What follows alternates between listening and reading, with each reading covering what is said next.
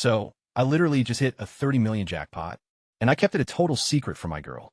I went straight out, copped a brand new Porsche, and nabbed a massive penthouse right downtown.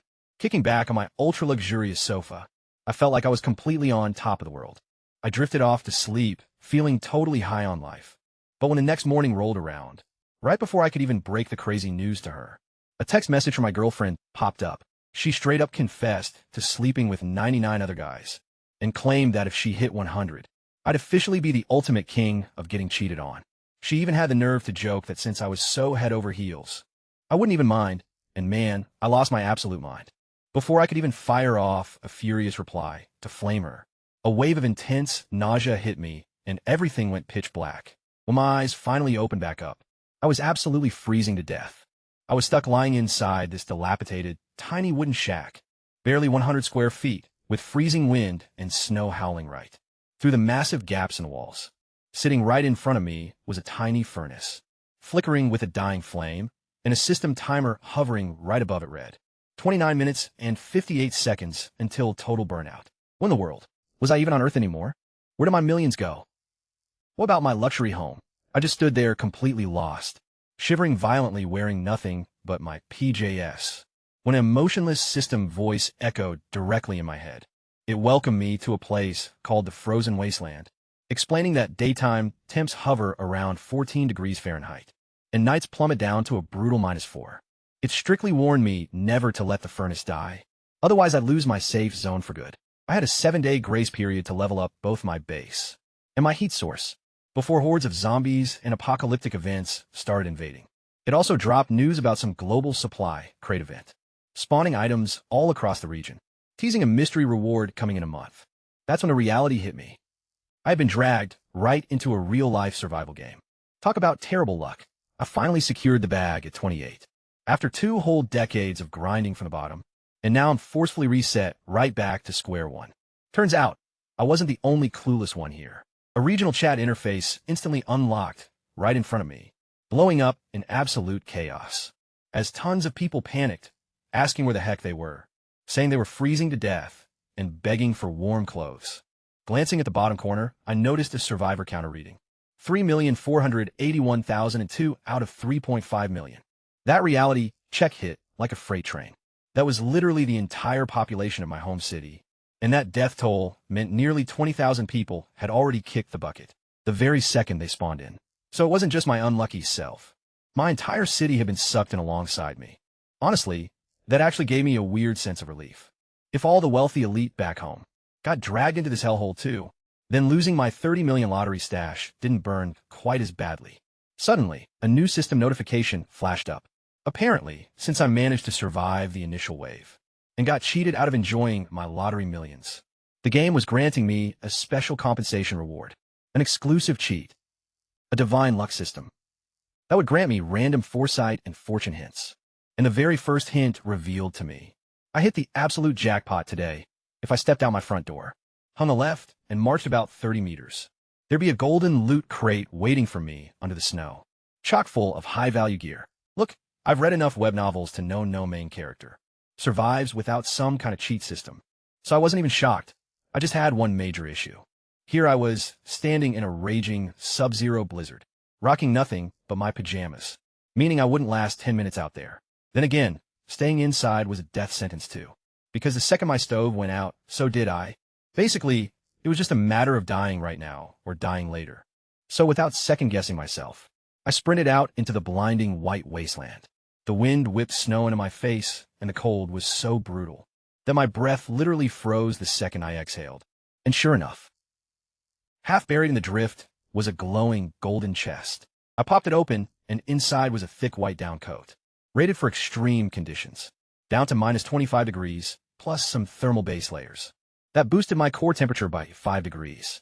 A stack of 100 cold chunks, each capable of burning in my stove for a full hour, along with a high-damage hatchet that slowly regenerated its durability over time. Best of all, I scored a level 2 shelter blueprint, a gold tier craftable that could even self-repair continuously once I managed to gather the required materials to build it. Looking at this insane haul, I was totally blown away. 100 hours of fuel right out the gate, plus a heavy winter coat. I threw the jacket on immediately and a surge of heat rushed through my body, almost instantly, bringing the healthy color right back to my pale face. Talk all the smack you want about designer winter gear, but this coat was the real deal. Even so, I couldn't relax just yet. My fragile level 1 hut did nothing to block the icy winds. I desperately needed to upgrade it to level 2, checking the blueprint requirements. It called for 20 pieces of wood and 20 pieces of iron ore. With this upgrade, my dilapidated shack would transform into a solid wooden cabin, doubling its floor space with massively buffed defense and durability. And the absolute best perk? That gold rank trait, auto repair, recovering 1 point of durability every single second. And that regeneration rate would only scale up higher. As I leveled up the shelter, that self-healing trait was game-changing. It meant that even if bloodthirsty monsters attacked my base later on, whatever damage they dealt wouldn't even matter, since the structure would regenerate almost faster than they could hit it, knowing that hostile beasts would start spawning. The moment the 7-day beginner grace period expired, having a self-repairing base was going to be essential for my survival. So, without wasting another second, I grabbed my hatchet and bolted toward a nearby tree. A massive 15-meter behemoth, somehow lush and green despite the snow. I took a swing. 1 chop shaved off 80 health points. 2 hits, and the massive tree groaned, swaying violently. I was completely speechless. This hatchet was basically a god-tier weapon. A giant 15-meter tree only had 240 HP, and my axe was carving out 80 damage per swing. 3 strikes later, the massive tree came crashing down, sending shockwaves across the snow-covered ground, which snagged me 2 whole logs. Judging by this pace, I calculated I'd only need roughly 10 more trees. Just 30 swings total to grab every last bit of wood. Gathering resources almost felt like a walk in the park. But little did I know, it wasn't because materials were lying around everywhere. It was because my axe was absurdly overpowered, all thanks to that golden chest. Most of the other survivors probably couldn't even score a basic axe, let alone harvest decent loot. I had hit the jackpot right off the bat. Meanwhile, the regional chat was practically overflowing with complaints. People were freaking out about their stoves dying down, begging for coal, while a few lucky folks were flexing about finding tiny supply crates with maybe 2 pieces of coal inside, or some instant ramen and water. However, most players were staring at nothing but empty, snow-covered wasteland. Watching this unfold, I realized just how far ahead of the game I really was. These guys couldn't even scout out coal, and I was sitting on a massive stash of 100 pieces. The gap between us was night and day. Riding that wave of motivation, I kept chopping down trees, tackling 6 in total until I was sitting on 12 with logs. Out of nowhere, a wave of dizziness and weakness hit me, forcing me to lean against the trunk just to stay upright. I wondered if my blood sugar was taking a nosedive, when suddenly, a harsh system alert popped up, warning me that my hunger bar had plummeted down to 40, and I needed to eat something ASAP. Checking my stats, my hunger was hanging at a critical 30 out of 100. While the rest of my attributes, strength, speed, defense, and mental resistance, were totally average. It clicked right then. All that heavy chopping had drained my energy at lightning speed, which totally explained why my head was spinning. Fantastic, I thought. Even swinging an axe burns through calories here. Whoever created this game world really accounted for every single detail. Now, though, I had a massive problem on my hands. There was nothing around except endless white snow in every direction, and I had 0 clue where to hunt for food. That's when I remembered the Marketplace channel. I pulled up the interface and saw it completely flooded with desperate players, scrambling to buy coal. In a frozen hellhole like this, you could tough out a little hunger, but if your furnace went out completely, you'd lose your safe haven and any chance to upgrade, leaving you completely exposed to freeze to death. So people were offering wild trade offers just for a bit of fuel, fake promises of millions of dollars, even offering up a Ferrari just to get 10 pieces of coal. Of course, cash and sports cars were totally worthless out here. Food and coal were the only things that held any real value. Since I was sitting on 100 coal, far more than I actually needed at the moment, I decided to list 2 of them to trade for a meal. The second I posted the listing, the entire marketplace went absolutely nuts. Some players were utterly shocked that anyone would trade away such a lifeline, while others tried to warn me about how crucial coal was, claiming that every hour of warmth was literally an extra hour of life. However, just as many people rushed in, telling them to mind their own damn business, and almost instantly, multiple buyers hit me up with crazy offers, promising literally anything I wanted, like clothes, survival supplies, you name it, just to get their hands on that coal. I outright told the guy I didn't give a damn about clothes. I needed actual food right then and there. That's when a guy named Shindeo slid into my DMs, offering a pitiful 2 sausages for the trade. I laughed and told him 2 was a joke, demanding a full pack instead. He started freaking out, claiming he only had 8 sausages total to his name from his entire supply box. So I squeezed him a bit harder, and he finally caved, agreeing to hand over 6. Once the trade went through, I had 6 sausages sitting in my inventory, with each one restoring 10 hunger points. Still, that was nowhere near enough to fully fill me up, so I decided to throw another piece of coal up on the market. After all, I was sitting on a stack of 100, and I could easily mine more once I leveled up anyway. The second that second piece of coal hit the market, the global trade chat completely lost its mind again. Nobody could comprehend how I was hoarding so much coal. I ignored the hype and just kept repeating that I only wanted food. Offers started flooding in like crazy, from instant ramen to a frozen water bottle, but I held my ground, waiting for a real jackpot. And then, hilariously enough, Shindeo messaged me back, offering 6 more sausages for another coal, even though he just claimed he was completely out earlier. I called him out on his lie immediately, and he confessed he was just playing it safe and holding onto emergency stockpiles. I drove a harder bargain and demanded 2 cups of instant noodles on top, and he eagerly accepted the deal. After scarfing down the food, my hunger bar maxed completely out. I felt totally recharged, feeling like I could literally wrestle a bull and win. I grabbed my axe once more and went right back to chopping wood, chunking off 80 health points per swing. On the next tree, after stopping to eat 2 more times, I finally managed to cut down enough trees to bring my total wood count up to 20. Now, would serve 2 main purposes: burning it as stove fuel or using it for building upgrades. Obviously, I wasn't dumb enough to burn raw wood for heat. That would be a total waste. What I really needed next was, which could only be obtained through resource crates, mining it manually, which was far too exhausting with how low my stamina was, or trading. So, I put another coal up on the market, this time specifically requesting or in return. The trade channel went completely wild yet again, with people desperately begging to know how on earth I was sourcing all this coal.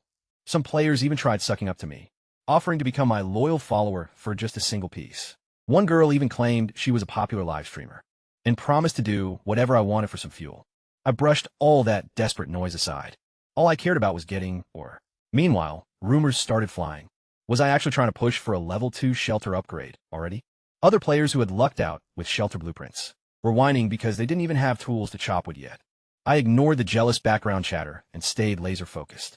Eventually, a girl named Limu Yao sent me a private message, offering 20 pieces of ore in exchange for 40 pieces of coal. I shut that down immediately, informing her that the market price had skyrocketed, because I already had a line of people waiting to trade. Now, her 20 ore was only going to net her 10 coal. She was stunned by how unyielding my offer was, but I stood my ground, pointing out that ore was basically just common rock, that anyone could dig up anywhere, whereas coal was literal life-saving fuel. After a moment of hesitation, she agreed to the trade. Just like that, I finally secured the 20 pieces of ore, adding them to my lumber and blueprint. Right on cue, a system notification popped up, asking if I wanted to upgrade my shelter, now that all required materials were collected. Without missing a beat, I hit confirm. A brilliant golden light burst forth, and my rundown shack morphed into a solid wooden cabin reinforced with iron ore, looking significantly larger than before. Checking out the new stats, I saw it was officially upgraded to a level 2 shelter, equipped with a stove that could comfortably accommodate 4 people, and consumed roughly 1 unit of coal per hour. The floor area spanned 20 square meters, crafted from sturdy timber, infused with iron ore, capable of withstanding freezing temperatures, harsh winds, and basic monster attacks. Its overall durability was sitting at 11, with defense maxed at 100, and it still retained that legendary golden self-repair attribute, restoring 1 durability point every single second. Stepping inside, that previously freezing, leaky, mold-ridden hut now felt like a clean, cozy haven, spacious enough that my high-end sofa actually looked like it belonged, with the stove blazing. The temperature, right by the fire, reached a cozy 30 degrees, while the farthest corners hovered around 15. Standing there, basking in the warmth while a brutal frost raged outside, I couldn't help but soak in the moment. This setup was turning out pretty amazing. Still, I couldn't afford to get comfortable for long. This beginner grace period would only last 7 days, and once it ended, real nightmares would come knocking. A level 2 shelter definitely wasn't going to cut it. I needed to keep pushing for upgrades. And while I had enough coal to last roughly 4 days, my food reserves were running dangerously low again, down to just 2 instant noodle cups and a single water bottle, meaning I had to locate more coal fast to keep trading for vital supplies. As night settled in, the howling wind outside grew vicious, screaming like something straight out of a horror movie. Hunkered down inside my newly upgraded home, I was beyond grateful I had leveled it up. That flimsy old shack would have easily turned me into a frozen corpse. Before dawn, suddenly a sharp, metallic scraping sound echoed against my door, resembling razor claws digging into wood. My heart instantly shot into my throat as I grabbed my axe, tensing up completely. So much for that safe 7-day grace period, right? After a few agonizingly tense seconds, whatever was out there chipped off 2 points of my door's durability. Before total silence returned, I finally let out a breath, completely drained from the grueling day, and curled up on my sofa beside the warm fire until sleep took over. The next morning, blinding sunlight reflecting off the snow snapped me awake. I sprang up, threw on my gear, and immediately pulled up the regional chat to see what was happening. The total number of living survivors had plummeted to 2.208 million, down from 3.5 million over the course of a single night. That meant countless people had perished due to the freezing cold or lack of shelter. Stepping outside, I spotted eerie tracks right near my front door, almost human-like footprints and light claw scratches on the wood, even though my door's self-repair feature had already smoothed out most of the marks. Whatever had tried to get at me last night was definitely some type of monster, native to this desolate ice realm. Checking the chat log, I found tons of other survivors describing the exact same thing. Scratching, heavy thumping, and weird sounds right outside their doors. Most folks were way too terrified to even glance outside, though a few idiots actually tried, using all the chaos as an excuse to hit on each other, which I completely tuned out. The only thing that mattered was that these beasts hadn't launched a full-on attack yet, likely thanks to the beginner protection grace period. But the moment that ran out, I was certain they'd come for blood.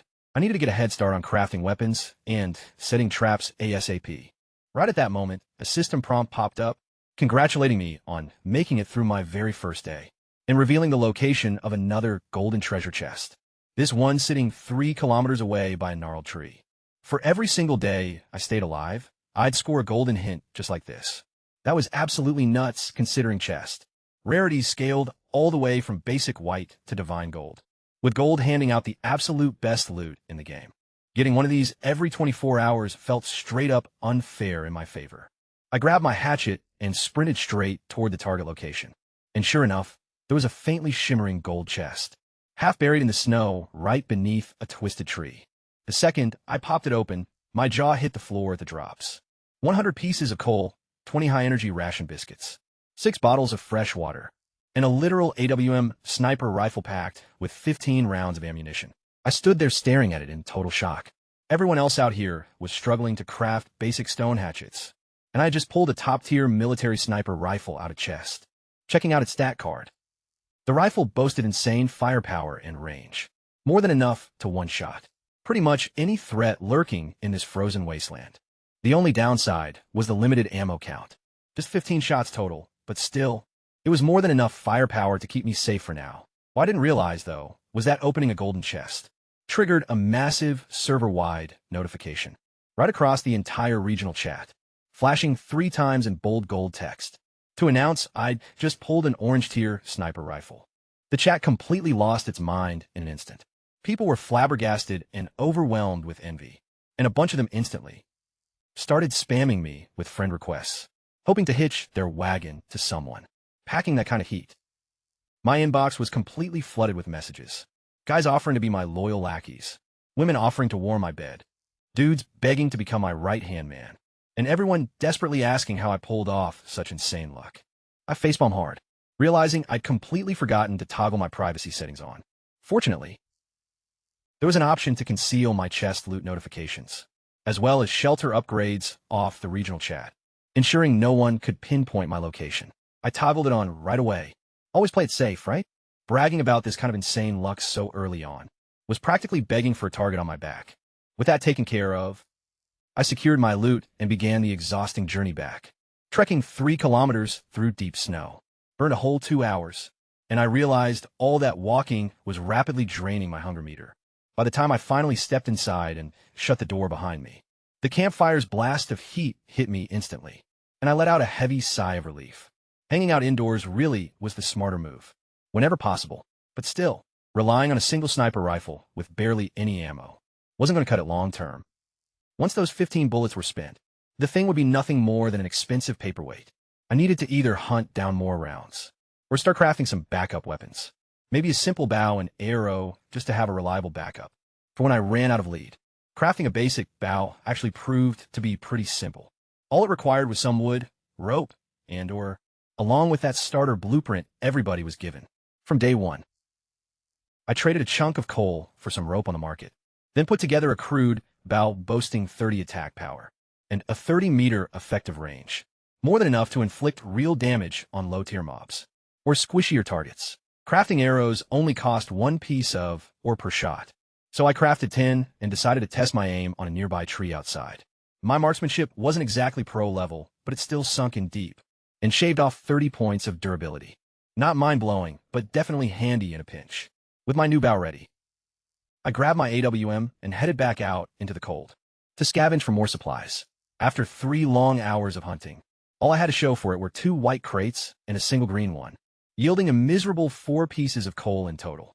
I couldn't help but laugh at just how atrocious my luck was on that run. No wonder the survival rate in this place was so abysmal. People were running themselves ragged out in the elements and barely scraping together enough fuel to keep warm for a single day. Just as I was gearing up to keep searching, a system-wide announcement flashed on screen. A player named Wang Jian had already constructed a level 3 shelter, big enough to accommodate 8 players, and was actively recruiting shelterless survivors. The entire global chat instantly exploded. Nobody could believe someone had pulled off a level 3 upgrade. After just one day, even I raised an eyebrow at that announcement. This dude was either wildly skilled or insanely lucky. Wang Jian broadcasted that he had a few spots left, demanding an entry fee of 10 pieces of coal, though he added that attractive girls could join for free. Predictably, an absolute deluge of desperate survivors and shamelessly flirty messages flooded the chat. But I knew exactly how shelter mechanics worked. If you move into someone else's base, you're completely bound to their rules and forced to lay your life on the line to defend them. Because if the base owner dies, everyone loses their heat and shelter right along with him. It was a total coin toss either way. Honestly, though, I wasn't sweating it.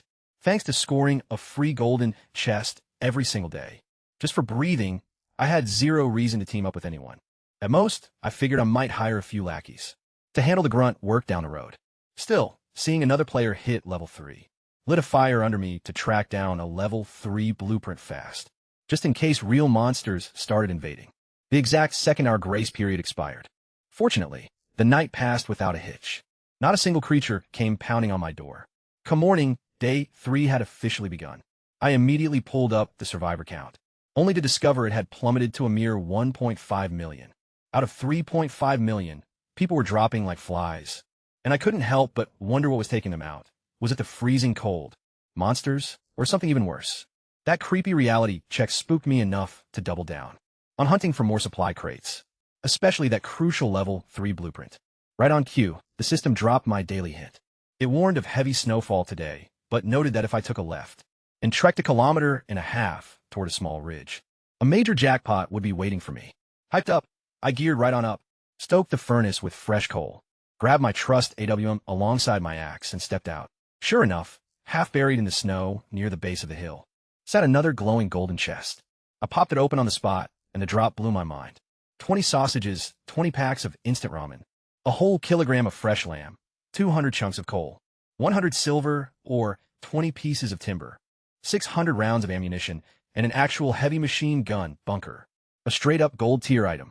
Packing a water-cooled Maxim heavy machine gun, equipped with auto-locking target sensors, capable of spitting out up to 600 rounds per minute, with devastating range and destructive power.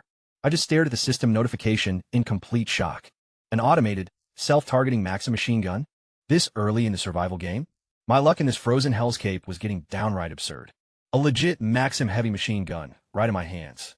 Sure, it had a classic old-school design, looking like it rolled straight off a World War I battlefield, mounted on a heavy-wheeled chassis.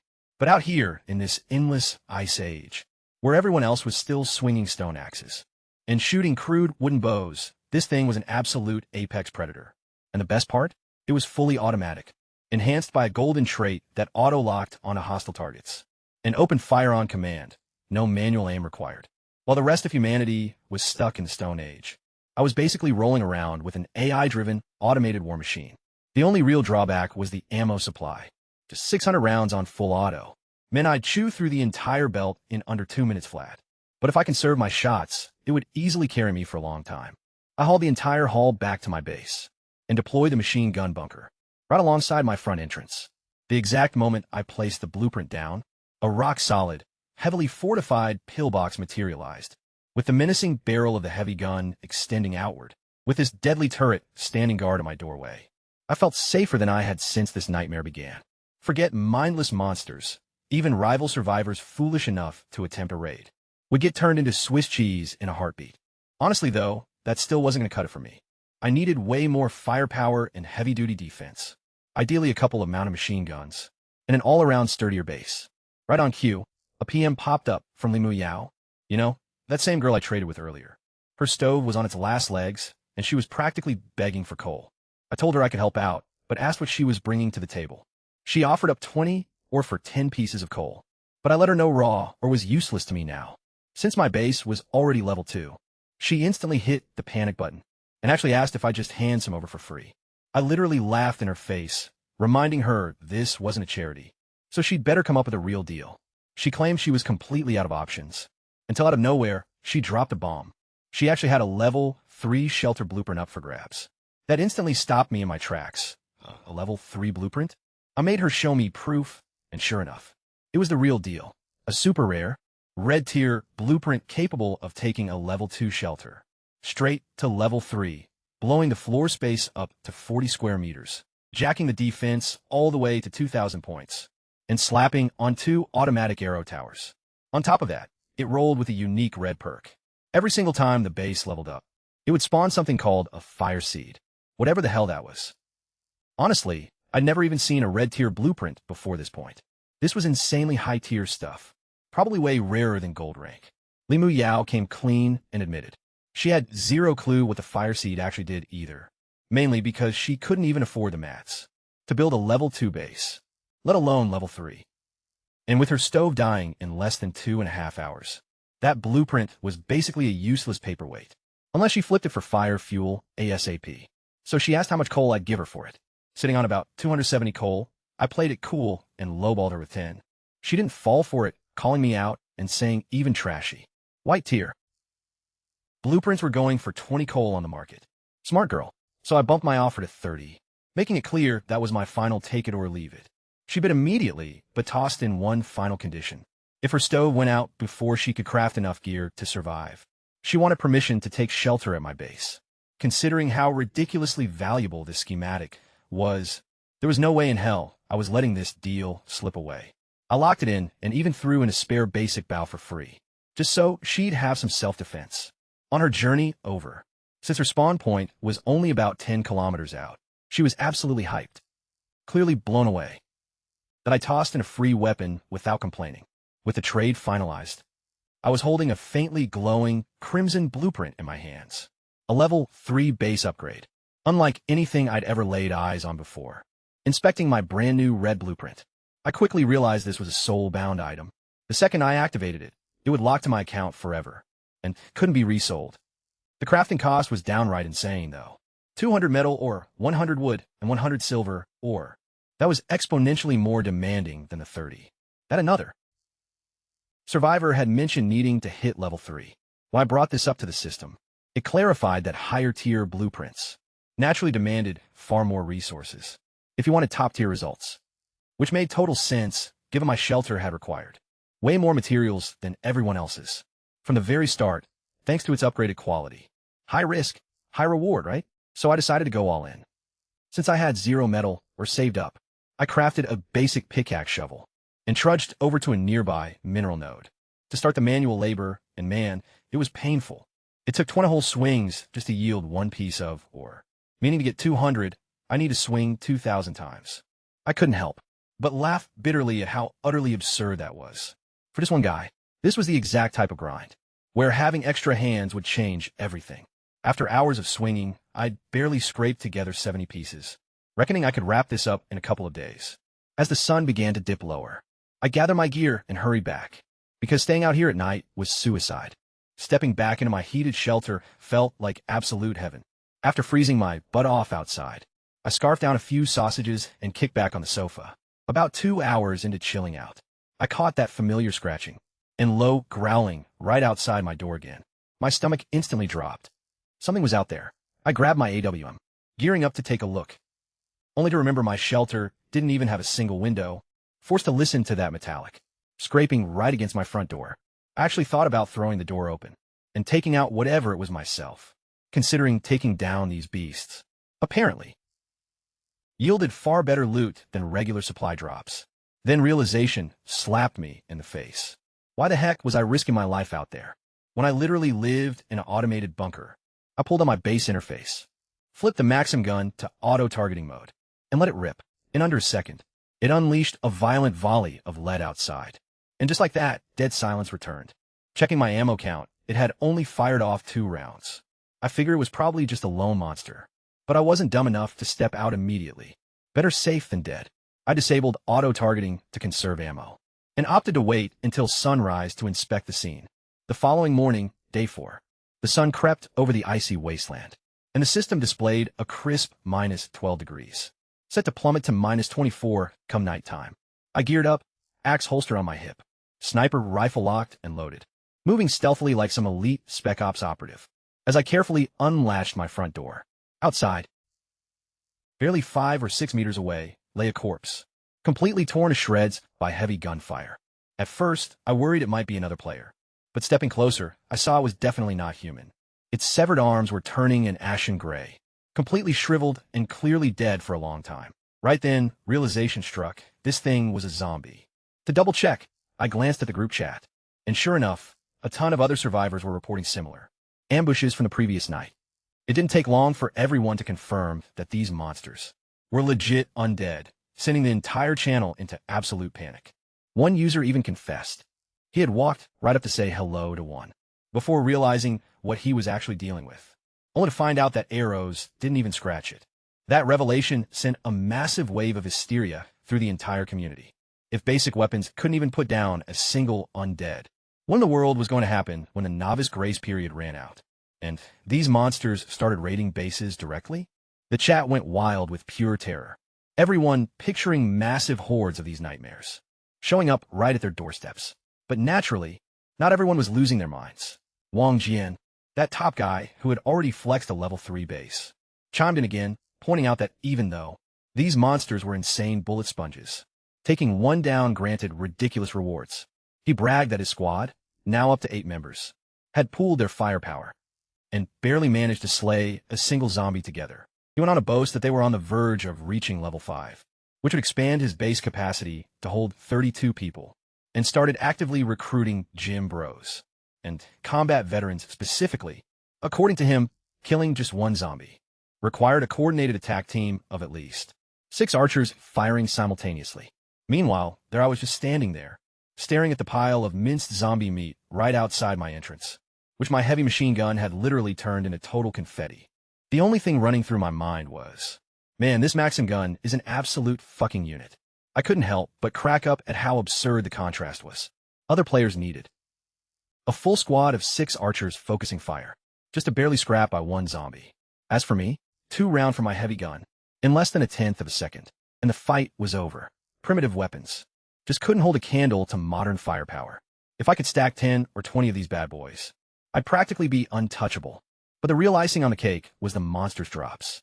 Stepping outside to check the loot, I found a frying pan, 10 extra heavy ammo rounds, and a rare item called a strength trait. It was a consumable buff item that permanently boosted my strength stat by a full point. So slaying zombies actually dropped top-tier loot, and damn good loot at that. Without a second thought, I popped the strength trait right away, and instantly felt a surge of raw power flow through my body, making every movement feel noticeably more powerful than before. That got my gears turning. If I kept grinding zombies and stacking these stat buffs, I could literally turn myself into a literal godlike superhuman. Given enough time, though of course, I wasn't the only smart guy who could figure this trick out. Sooner or later, other survivors would catch on to the strat too. My massive, unfair advantage was having a high-caliber sniper rifle and a heavy machine gun. While everyone else was stuck struggling with primitive bows, I could easily take down a zombie with a single bullet, whereas they needed an entire squad just to handle one. Since the grace period was still active, and the undead weren't aggressively attacking yet, I chose to prioritize maxing out my level 3 shelter first and save the zombie slaying for after the protection period expired. So over the next 2 days, I stuck to mining metal or during daylight hours, heading back to base before nightfall, taking quick breaks whenever I needed to. All that non-stop grinding paid off, getting me to 240 units or leaving me just 60 shy of my target. During my downtime, I made sure to follow the system's daily clues, to hunt down extra loot crates, scoring a massive haul of supplies along the way. My absolute best pull was a solar-powered drone, which was perfect for nighttime recon missions. I also figured out that the system could alert me to incoming threats in advance. At one point, it warned me that a horde of over 50 zombies, including an elite tier 3 variant, was gathering on the northern slope of the mountain, where I was mining. Even with my high-powered sniper rifle, taking on 50 zombies single-handedly would be total suicide, so I steering completely clear of that sector. Luckily, my supply crates kept pumping out enough food and materials to keep me set for a week at a time, meaning I didn't even have to risk venturing out further. Still, grinding without a break for days on end was exhausting. With my shelter upgrade nearly complete, and only a single day left on the safety timer, I started thinking about hiring some extra labor to help me wrap things up quicker before turning in for the night. I took a quick look at the regional chat and noticed the survivor count had plummeted down to roughly 1.2 million. We had lost nearly 300,000 survivors in just 3 days. The chat was flooded with random survival tricks, from people figuring out they could survive on tree bark, to melting snow for drinking water, or hunting wild game for meat. Mainly, though, people were desperate to find proper shelter, as countless campfires had already gone cold. A few other level 3 shelters had popped up on the grid as well, recruiting aggressively. One faction was strictly taking women, while another was only accepting ex-military vets. None of those politics mattered to me. I was solely focused on upgrading my own stats and loadout. To me, other survivors were nothing more than potential hired help. At this stage, as I was skimming through the feed, I caught a spam of direct messages from Limu Yao, sent over the course of the last few hours. She had been freaking out over her coal running low, time and time again, occasionally striking gold with tiny coal deposits, but mostly just sitting around complaining and doing nothing, instead of actually stepping outside to gather resources. Herself, classic her. Even so, her absurd luck was somehow keeping her alive. And since I legit needed an extra pair of hands to speed up my mining grind, and she was already desperate enough to beg for a bailout, I figure now was as good a time as any to make my move. I dropped my GPS coordinates to her and told her to head straight over. Meanwhile, Limu Yao had spent the entire day trapped inside her dilapidated level 1 shelter. She was freezing, huddled under a blanket while her campfire barely burned, and she'd been blowing on my DMs nonstop, getting more pissed off by the second. She completely thought I'd ripped her off for her blueprint and ghosted her. She had even forgotten to ask for my location earlier, which only made the whole situation worse. Right as she was about to completely throw in the towel, I finally dropped her my coordinates. Her whole mood instantly shifted to pure relief and gratitude, especially after I threw in 20 chunks of coal, so she could actually survive the night, until making the trip over safely. The following day, she was genuinely touched by the gesture, gushing about how insanely lucky she felt to cross paths with someone actually reliable. To be honest, I couldn't care less whether she was a guy or a girl. I just desperately needed an extra pair of hands for mining, and she was a super convenient source of cheap labor. That night went by without a hitch, with 0 monster encounters at my doorstep. The next morning officially kicked off day 7 of the safe zone period, and a cold system notification suddenly echoed out, warning everyone that the grace period was ending in just 12 hours, specifically at 8 p.m. tonight, meaning everyone had to be locked down inside a solid, fortified shelter, because something absolutely terrifying was heading our way. It explicitly cautioned that level 1 bases would not be durable enough to keep anyone safe. Naturally, the regional chat completely lost its mind in sheer panic. Everyone stuck with weak bases realized they were in massive trouble. Some players got roasted for being total slackers, considering basic. Level 2 blueprints have been dirt cheap and super easy to acquire, if people had actually put in any real work over the course of the past week. Meanwhile, greedy merchants immediately started gouging the prices on base blueprints. Knowing full well everyone was panicking, jacking items that used to cost 10 coal up to 30. People were absolutely furious, but nobody had the leverage to stop the price gouging. A wave of desperate survivors began begging to crash at other players' shelters, hoping for safety in numbers. And a few teammate requests got suspiciously specific, in ways that made it painfully clear some individuals weren't just looking for safety. None of that drama mattered to me, though. My sole focus was locked on grinding out my level 3 shelter upgrade. Even if the system hinted that level 2 might technically suffice, I was taking zero risks. Plus, I was still super intrigued by that mysterious Fire Seed perk linked directly to my blueprint. So, I just kept grinding nonstop.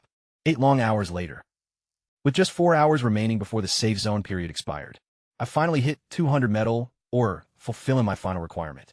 My wood and silver supplies were already way past what was needed. Relieved, I wiped the sweat right off my forehead and scrambled straight back to my shelter, locking in the upgrade the exact second I hit confirm. A blinding crimson glow engulfed the entire structure, and within moments, my tiny 20 square meter hideout expanded, doubling straight to 40 square meters. Those basic wooden walls upgraded into rock-solid metal, hard as stone, giving the entire base the look of an impenetrable medieval stronghold. Standing right outside my upgraded base, I was honestly left speechless. It straight up looked like a fortress from the Middle Ages. Honestly, comparing level 2 to level 3 was like night and day. Taking a quick look at the system stats, my central hearth could now comfortably support 8 people. The floor space had expanded to 40 square meters, plus a bonus 20 square meter attic built right on top. The outer walls were constructed from heavy silver, or built to withstand brutal winds, hordes of zombies, and even toxic fog hazards. Both durability and defense points shot all the way up to 2,000, and I even unlocked 2 brand new arrow towers. On top of that, my auto repair passive boosted up to 4 health points per second, and my machine gun bunker evolved into a heavy dual-mounted Maxim turret, instantly doubling my defensive firepower. However, the one perk that truly caught my eye was the mysterious red Fire Seed skill. At level 3, I was granted 4 Fire Seed charges, and every single one could be applied to upgrade any standard vehicle or tech gadget into a full-fledged mechanical life form, granting it insane combat capabilities. The second I saw the words mechanical life form, my mind immediately flashed straight to Transformers. I just had to try this out right away, so, scanning around my room, the only smart device I owned was that drone I'd looted from a supply chest earlier on. I figured that definitely qualified as a smart machine, so I pointed a Fire Seed right at it and triggered the skill.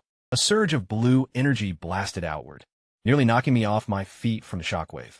Then, right before my very eyes, the small drone started violently rattling and reassembling itself, transforming from a simple flying gadget into an 80-centimeter mechanical bird.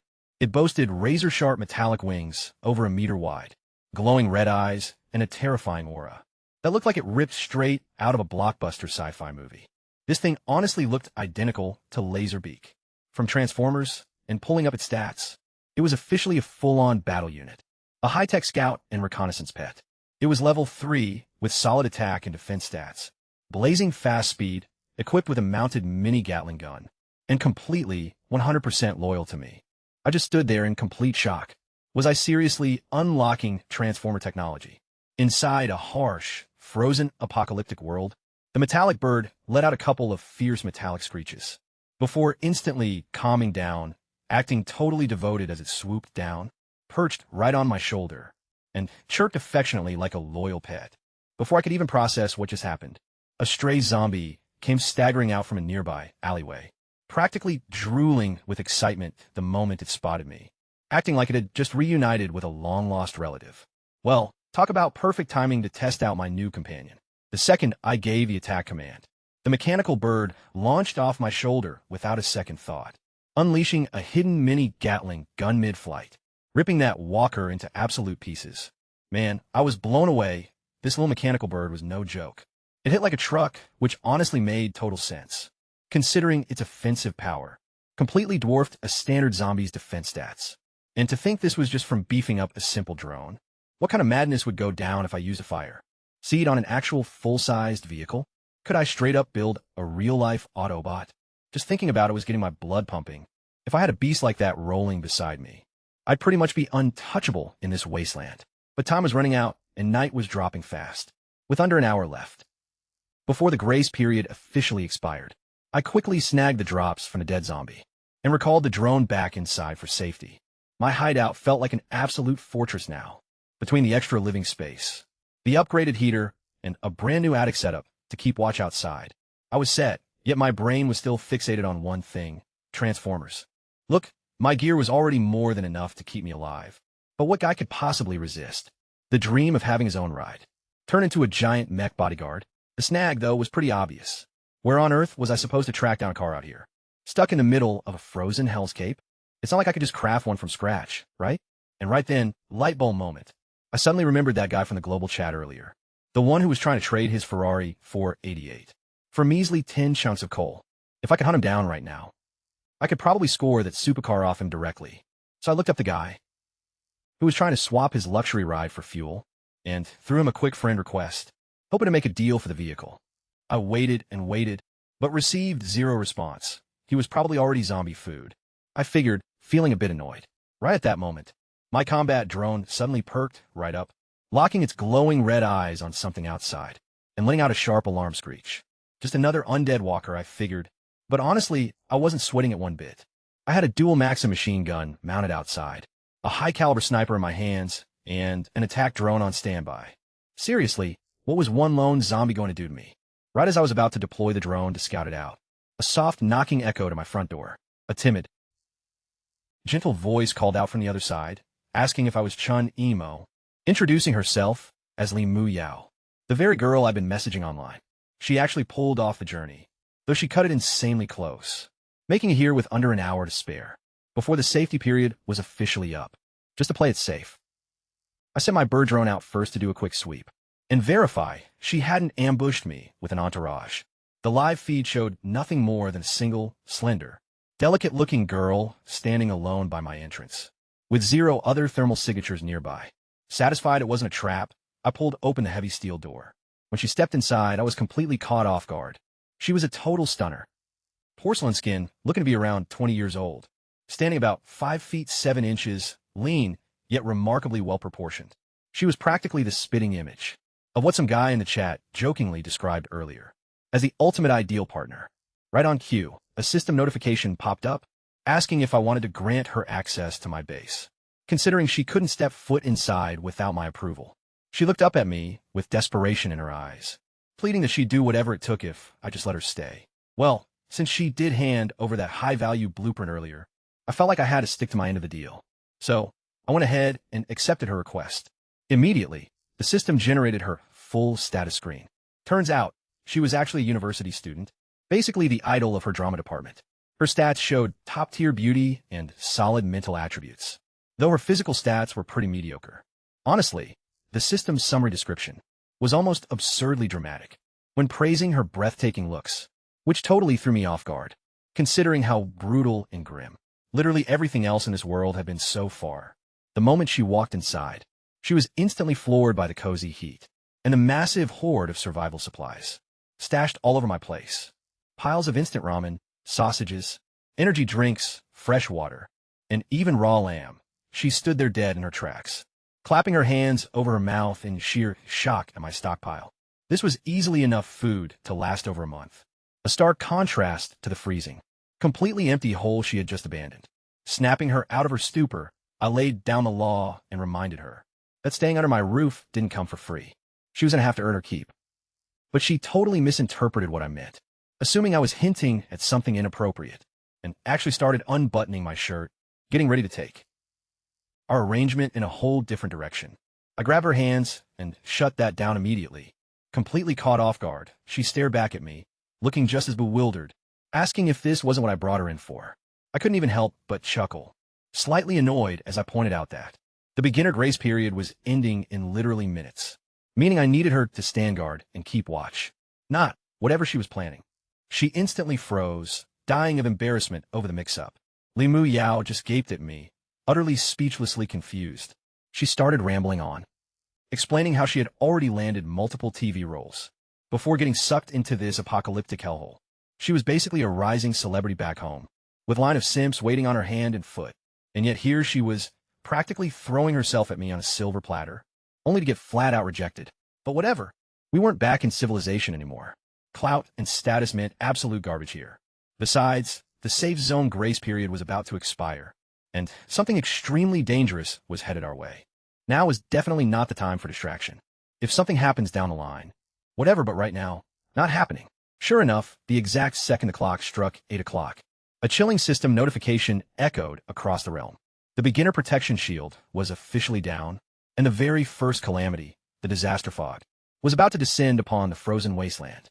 Every single person was tipped off to lay low and keep quiet if they wanted any shot at making it through this.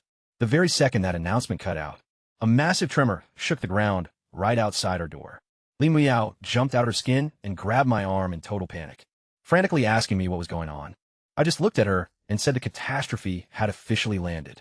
She stared at me like I had completely lost my mind, asking if this entire hellish nightmare wasn't already a disaster on its own. Honestly, she had a pretty valid point.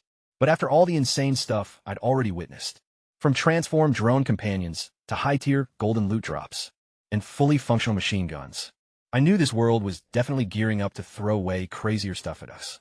As the thick fog rolled over, intense scratching and clawing noises began echoing right against my reinforced metal door, a sound creepy enough to send chills straight down your spine. Li Muyao clung to me for dear life, her eyes glued to the entrance, holding her breath in pure terror. I decided to hold off on firing up the auto turret right away, mostly because I had zero clue what kind of creatures were lurked out there, or just how many of them we were dealing with. Instead, I summoned my mechanical scout drone. It launched straight from its roost up in the loft, sleek and deadly, leaving Li Muyao practically gasping in shock at the sight of a robotic bird. I just played off her amazement, reassuring her that the thing was friendly and on our team. Though, I conveniently skipped the whole backstory about the fire seed item. She'd probably kick herself for handing over that schematic, if she ever found out what it actually crafted into. I deployed the drone outside to run a quick reconnaissance sweep.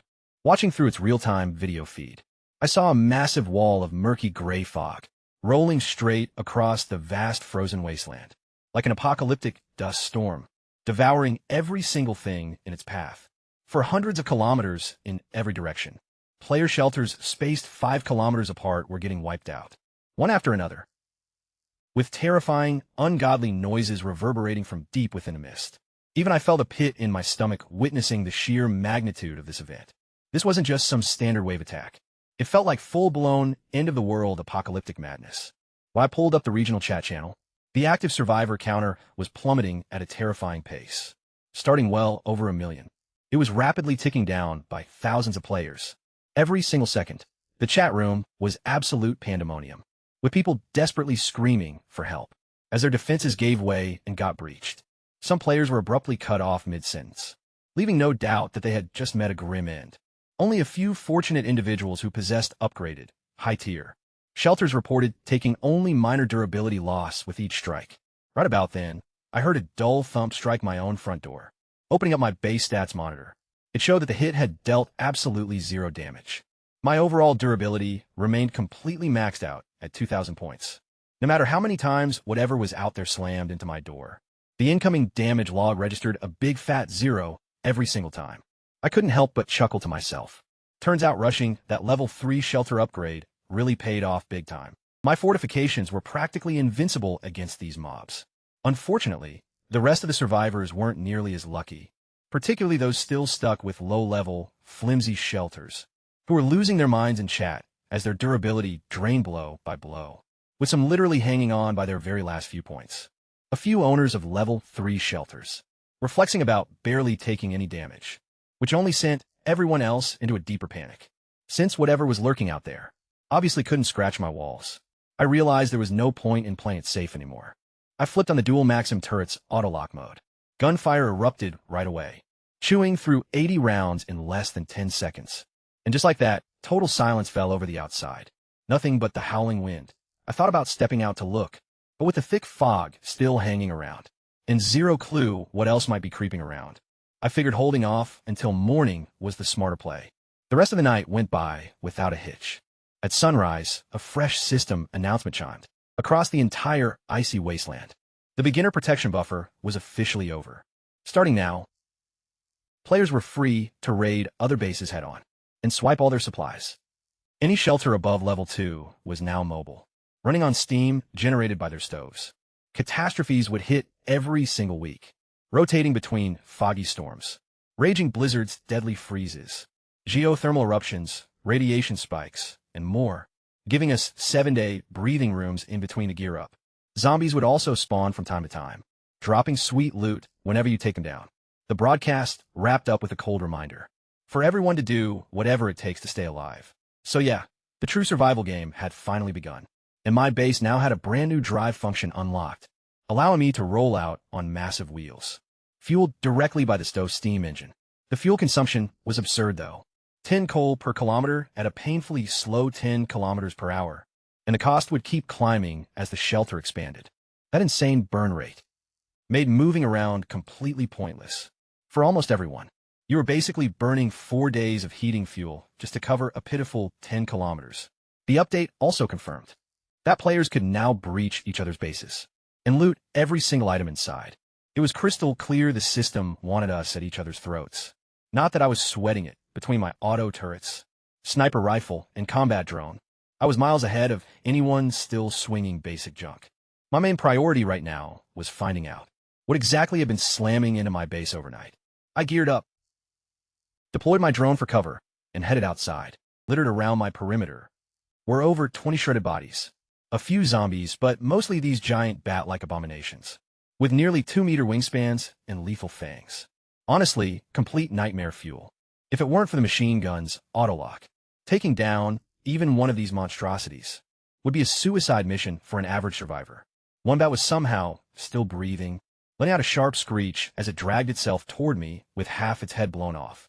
Scanning its info, it turned out to be a Tier 3 elite monster, with a massive 600 HP, way tougher than I anticipated. Before I could even react, my drone handled it, diving down and shredding it to pieces with a quick burst. I didn't even have to raise a hand. Seeing just how ridiculously powerful this beast really was, it hit me that any ordinary survivor running into just one of these bats by themselves will be completely done for. In the meantime, Li Mu Yao got woken up by the heavy gunfire and wandered outside, gasping in absolute shock at the massive pile of dead monsters. I casually explained that they were left over from last night's fog attack, taking in the terrifying size of these creatures up close.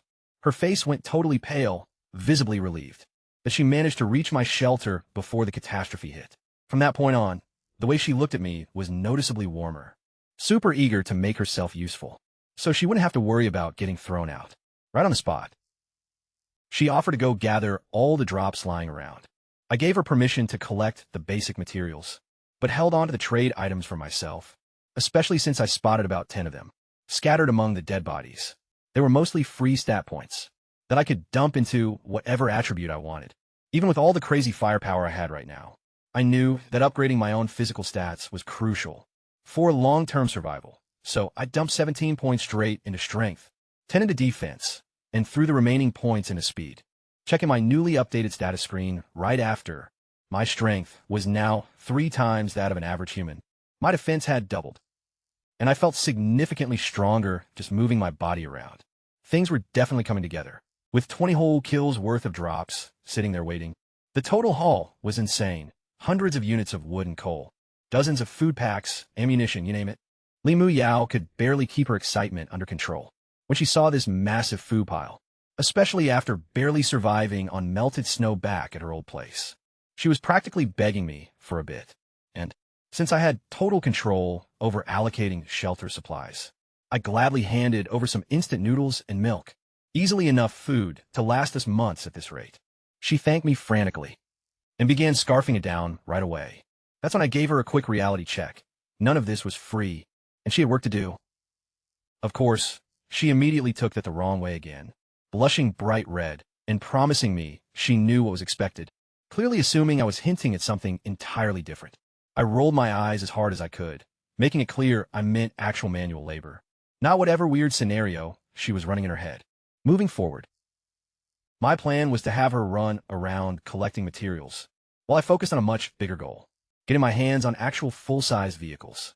I mean, if a single mecha-transformed drone could wipe out elite monsters without breaking a sweat, just imagining an entire squad of Transformer-like guardians patrolling my shelter seemed like the most logical next play. The more these bad boys I could build, the less I'd ever have to stress about zombies, mutated beasts, or whatever crazy threat this apocalypse threw my way.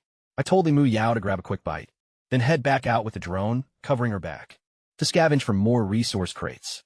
Having witnessed firsthand just how lethal that mechanical bird was, she felt completely safe agreeing on the spot, heading right out the second she finished her meal. Meanwhile, I hung back to monitor the local chat server, hoping to score a vehicle.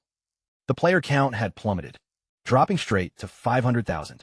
500,000 souls wiped out in a single night. Seeing that stat gave even me chills.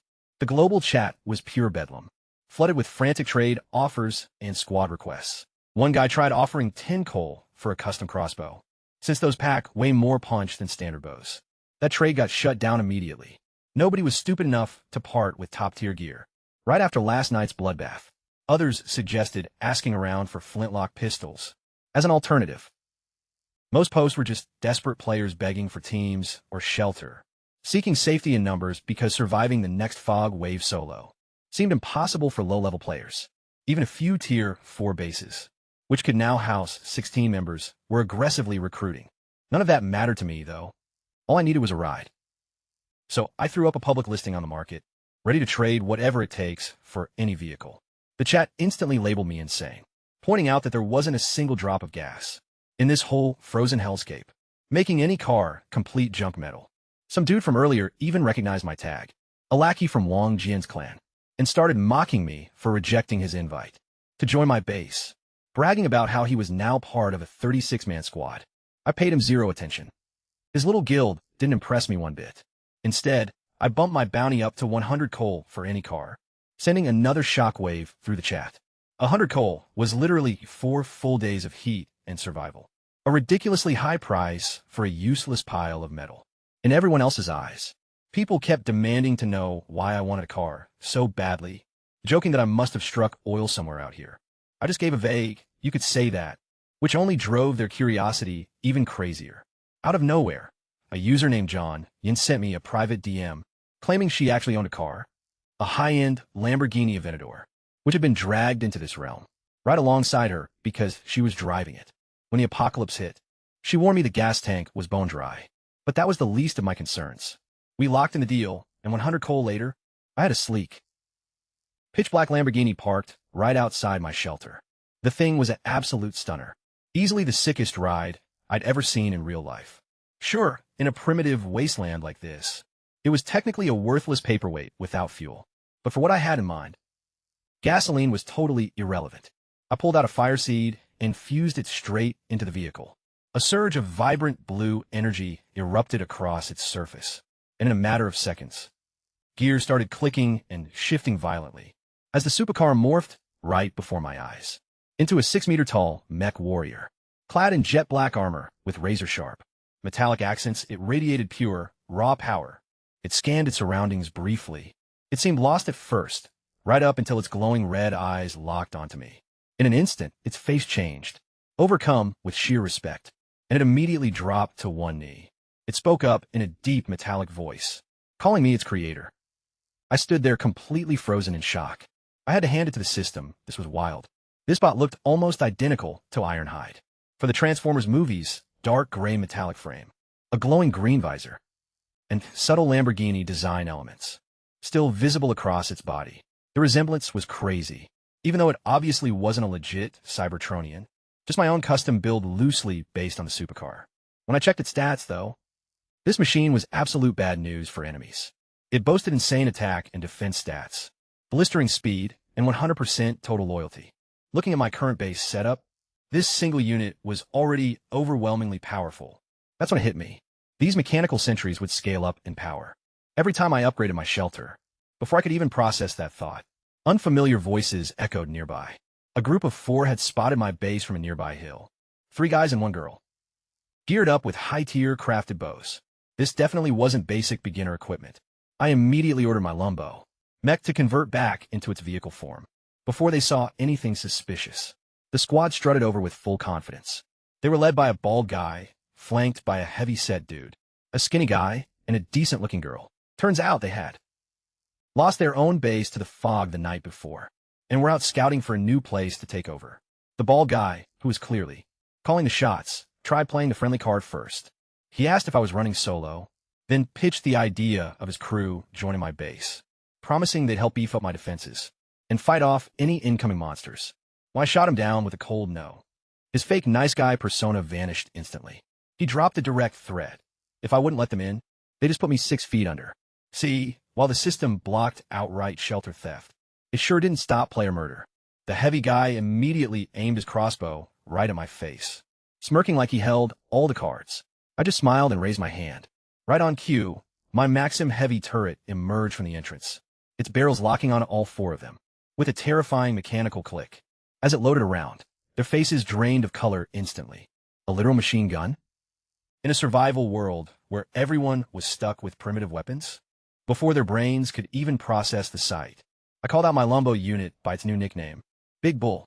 Within seconds, it shifted back into its massive 20-foot mech form, raising an arm that morphed into a heavy energy cannon, easily 3 times the size of a human head. That completely shattered whatever mind they had left. To them, this didn't feel like Earth anymore. It felt like they dropped into some high-tech alien war zone.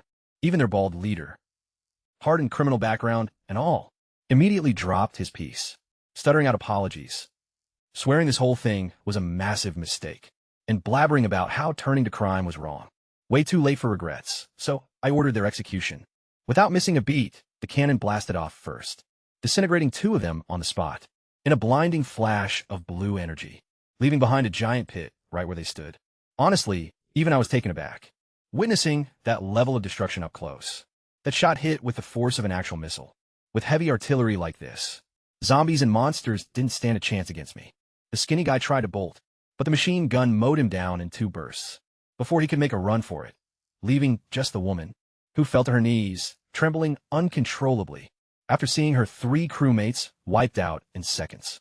She desperately pleaded for her life, claiming she was forced to join them, and offering herself up to be spared. I glanced at her for a second. Sure, she wasn't bad-looking, but she couldn't hold a candle to Li Muyao. Besides, let's be real. Anyone running with cold-blooded killers deserved no mercy. I instructed Big Bull to finish the job immediately. It grabbed her effortlessly with a single mechanical arm, hauling her away while she shrieked hysterically, and after a quick burst of blue light, total silence fell. Big Bull marched back over, bowing dutifully to confirm the target was eliminated. I was thoroughly impressed by how obedient this machine was. Just one of these guardians could pretty much wipe out any threat solo. But a single unit wasn't enough. I needed an entire squad, maybe 8 to 10 of them. So, I never have to stress over nighttime fog raids again. I put up another listing, seeking workable vehicles on the trading hub, but it turns out, finding that first operational ride was pure dumb luck. Everyone hitting me up in DMs either had rides that were totally totaled, or torn to shreds by monsters, completely useless for my mech conversions. I wasn't about to waste effort upgrading a busted piece of junk, so after hunting all day long, I came up completely empty on securing a second ride. Right around then, Li Miao returned accompanied by the drone, which immediately zoomed over and rubbed against my shoulder like an excited puppy. I settled it down before its sharp edges, accidentally sliced my face, then focused on Li Muyao. She came back lugging bags overflowing with loot, sweating bullets despite the bitter cold, looking immensely proud of herself. Turns out she snagged around 20 resource crates in a single day, scoring 30 sausages, stacks of lumber, and unloading a massive mountain of supplies. 200 units of coal, 300 mixed wood and raw ore, plus roughly 100 snacks and beverages. Honestly, even I was blown away by the sheer amount she brought back. She flexed that her RNG had always been cracked, joking that the only reason she hadn't found anything before was because she was way too terrified to step foot outside her base. Now that she had a defense drone backing her up, she could finally give it her absolute all. Thinking back, her fortune had been ridiculously good this whole time. Making it through a whole week alone in a basic Tier 1 shack was seriously impressive, making me wonder if she held some hidden ability of her own. She caught me staring at her funny and got a bit flustered, asking why I was giving her that look. I played it cool as night fell. We whipped up some instant ramen with sausage in the frying pan over the stove, and she scarfed it down eagerly, clearly unaccustomed to eating so well out here. Right on cue at 8, the thick fog rolled in again, bringing the usual terrifying growls and shrieks outside. Startled, she instinctively leaped straight into my arms. But I didn't sweat it. I activated the Maxim turret's auto-target system, and after under a minute of heavy gunfire, the outside dropped dead silent once more. With the danger handled and her clinging tight to my side, things between us naturally escalated from there. The next morning, I woke up feeling like $1,000,000. Though, I couldn't help but notice we only had a single couch in the place. Just then, the system chimed in, congratulating me on making it through another day. I teased that I thought it had given up on me, considering the daily golden chest. Clues had been non-existent recently. However, it assured me its job was just to keep me alive, not necessarily to spoil me rotten 24/7. Regardless, I pressed it for today's clue. It revealed a ruined level 3 base, roughly 18 kilometers out, housing a golden chest, guarded by a formidable Tier 4 elite undead, pumped at the prospect of claiming another golden crate, especially after scoring the AWM and that Maxim heavy gun from the previous ones. I geared up to move out, leaving Limu Yao behind to hold down the fort for the day. She assumed I was letting her off the hook from chores, as a reward for her intense efforts yesterday, happily agreeing to wait for my return before I took off. I cleared out the area right outside my doorstep, where over 30 more zombies and beasts had perished overnight, leaving behind a fresh pile of loot. There were food, drinks, and another 30 stat points, which I distributed evenly between defense and strength. That bumped my strength stat right up to 50, and taking a simple swing with my arm now generated a genuinely terrifying gust of wind. Even so, I craved even more power, 100 times stronger, maybe even 200, enough that I wouldn't even need my automated turrets to completely dominate this realm. Among the drops, I spotted a weapon giving off a soft red glow, a long blade spanning roughly a meter in length. Checking its attributes, it proved to be an orange tier weapon, dubbed the Phoenix Warblade, boosting strength by 50 and agility by 20, complete with bonus fire damage against monsters. I was blown away. This looked like high-tier loot straight out of a classic dungeon crawler RPG. Intrigued, I pulled up the regional chat channel, only to realize that the global kill alert triggered by my Maxim turrets. Turns out last night's carnage was streamed live for everyone to see, and since I hadn't actually stepped up to grab the loot right then and there, the entire chat blew up over some mystery player snagging a rare orange tier weapon off a zombie drop.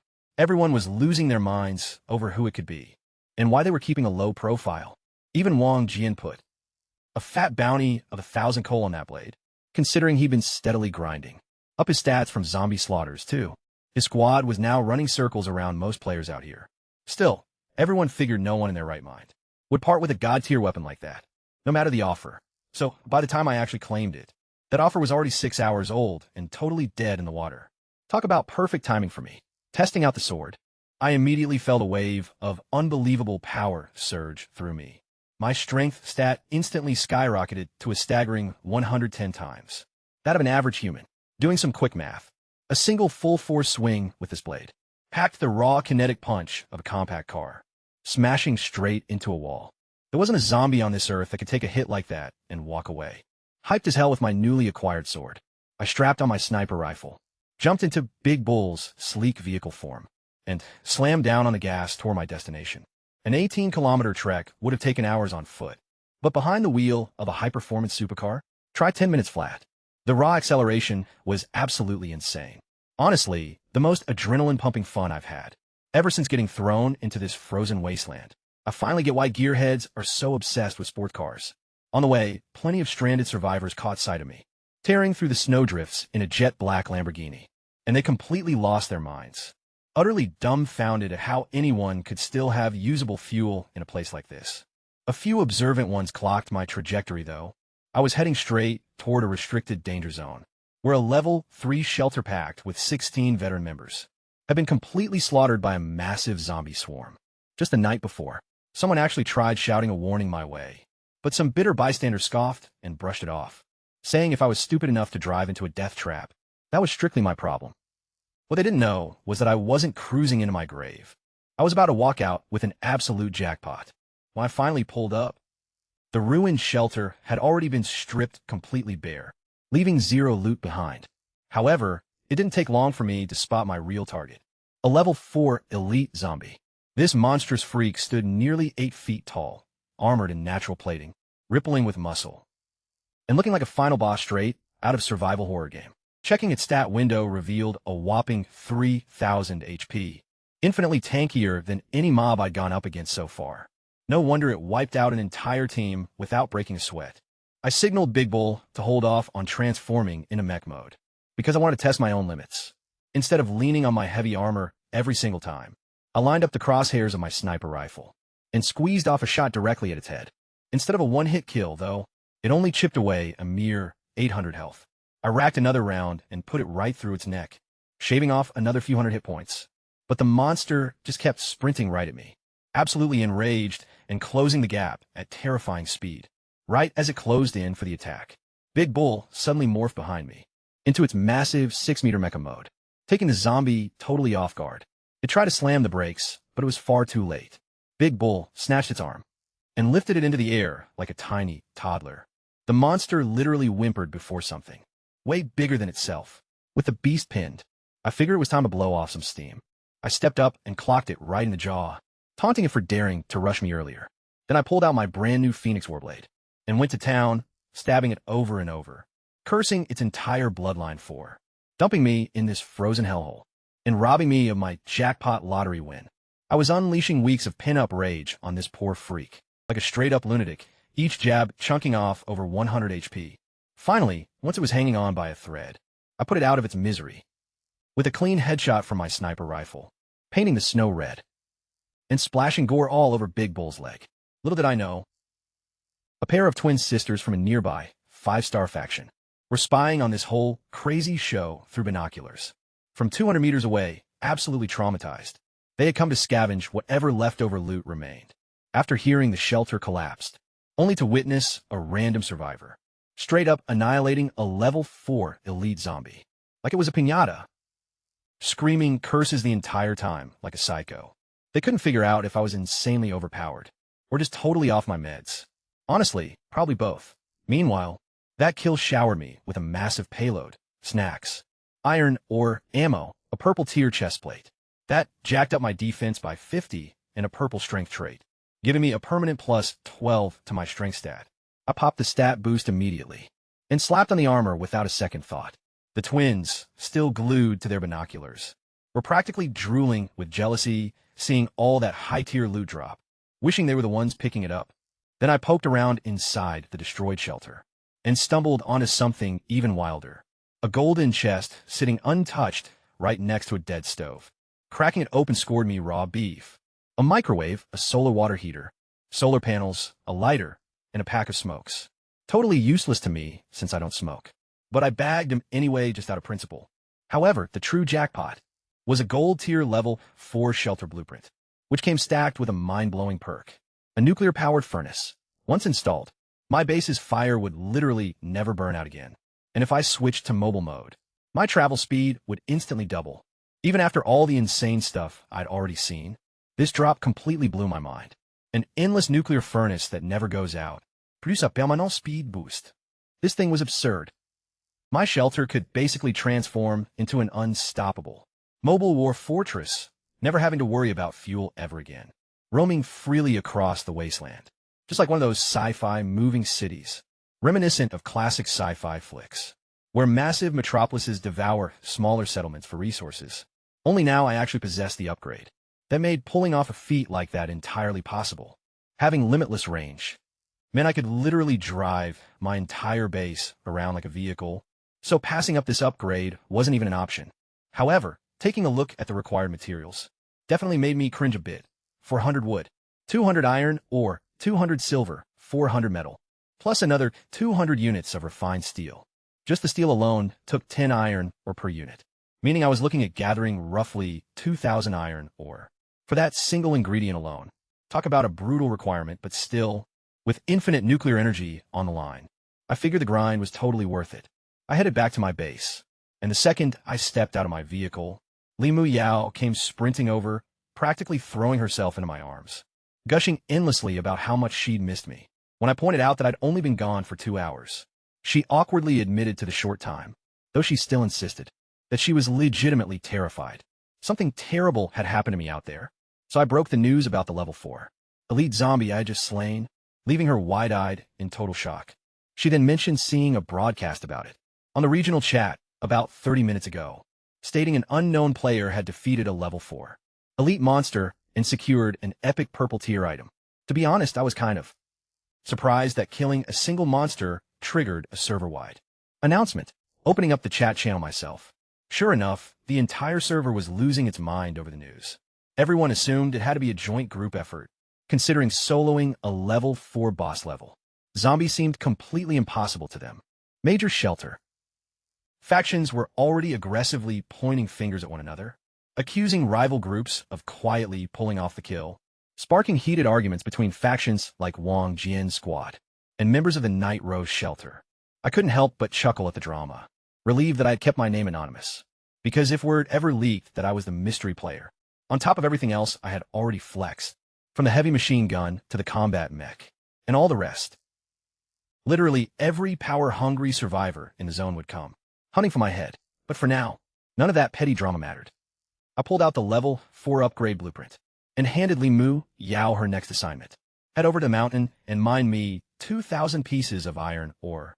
It's time to upgrade our base. She just stood there staring at me, completely speechless. The thought of a single person mining 2,000 pieces of, or all by herself? Limu Yao looked at me with total disbelief at the sheer absurdity of gathering 2,000 pieces of, or single-handedly, though she quickly clarified that she wasn't trying to slack off, just genuinely concerned it would take her weeks to finish alone. She had a solid point. I was just trying to brainstorm ways to recruit extra labor, when, right on cue, a sudden knock sounded at the front door, so I sent Limu Yao over to go check who it was, and her jaw completely dropped. A pair of identical, stunning twins was standing at the door, with the older sister looking a bit anxious. They introduced themselves as survivors, who had been warped right into this territory, begging for a spot in my shelter. My interest was instantly piqued. Free labor delivered right when I needed extra hands the most. They clearly had no clue what kind of place they were stepping into, partially terrified that I might be a total lunatic, after watching me brutally demolish that zombie earlier. But compared to whatever nightmare they had just fled from, literally anything sounded better, so the elder sister quickly promised they would pull their weight and grind hard, as long as I took them in, and I agreed without a second thought. They seemed utterly stunned by how effortlessly I said yes. However, it didn't take them long to figure things out. In under 30 minutes, both of them were already put to work at the mine, swinging pickaxes without a single break. After endless hours of backbreaking work, they were barely securing one chunk of, or at a time. Completely drained, starting to question if they had just jumped out of the frying pan and into the fire. Limu Yao reassured them that this wasn't just pointless torture. Without leveling up the shelter, upcoming disasters would eventually wipe every single one of them out anyway. When they asked why this upgrade demanded so much more, or compared to their former level 5 base, Limu Yao proudly revealed that my base was actually a golden tier shelter, aiming straight for nuclear power and unlimited operational range, a level far beyond anything their previous squad could ever dream of. That instantly grabbed their attention, and suddenly all that grueling labor felt totally worth it. By the time late afternoon rolled around, the pair had successfully gathered 80 chunks of ore together, exponentially more efficient than grinding solo. Meanwhile, I had just been chilling back at the base, sipping on a protein shake right by the fire, letting my drone and Big Bull automate the resource farming and take care of zombie hunting on autopilot, while my main focus was securing another vehicle. I had bumped my offer up to 12 pieces of coal, yet I still hadn't found a single seller. When the crew returned with their massive haul, I had to admit, having extra workforce really sped things up big time, even if it meant having 2 extra mouths to feed. The elder twin eagerly asked if they could officially join the faction now, and I was ready to accept on the spot, until I caught a strange detail on their profile. They were still registered under a faction known as Sirius, which instantly made me freeze up for a second. As it turned out, they had actually run away from Sirius. a notoriously ruthless level 5 shelter faction, boasting over 30 members, that almost nobody dared to cross path with. They had tried leaving before, but no other leader dared to take in refugees from that group, terrified of their deadly retaliation. Seeing me hesitate, they completely panicked, afraid that I would kick them out as well. To be honest, Sirius didn't intimidate me at all. I highly doubted they could last even 5 seconds against my Maxim machine gun, so I instructed them to officially quit their old group first, and only then would I let them in, leaving them deeply relieved. Without a second thought, they abandoned Sirius and immediately joined my base. Just like that, my shelter was up to 4 members, out of 8 total slots, so I sent everyone back to work. Heading into tomorrow, my priority was hitting level 4, right before the next disaster hit us. Meanwhile, completely oblivious to what just went down, Sirius was about to get hit with the system alert, showing 2 of their members had officially left. Clearly, Sirius never actually expected anyone to have the guts to harbor their defectors. The local chat instantly blew up when they blasted out a server-wide broadcast, a feature reserved strictly for level 4 shelters and up, to issue a public threat against whoever dared to take in their runaways. They demanded I drop my location so they could completely wipe out my base. They even set up a hit on me, promising a 100 coal bounty to whoever tracked down the twins. The entire chat room went crazy, hyping up who could be stupid enough to challenge Sirius, just to recruit a couple of cute girls, while major rivals like Wong Jin Squad jumped in to stir the pot, acting like snatching up girls was just everyday business for them. Sirius, however, brushed them off and kept ramping up the threats. Of course, I had no clue any of this drama was going on, because I was totally focused on the trading market, haggling with people selling vehicles. After waiting around all afternoon, a guy finally hit me up, offering a B. At first, I totally misread the shorthand, and assumed he was taking shots at me, until he explained it was just a car brand, though he admitted the motor and battery were completely shot. I passed on it right away.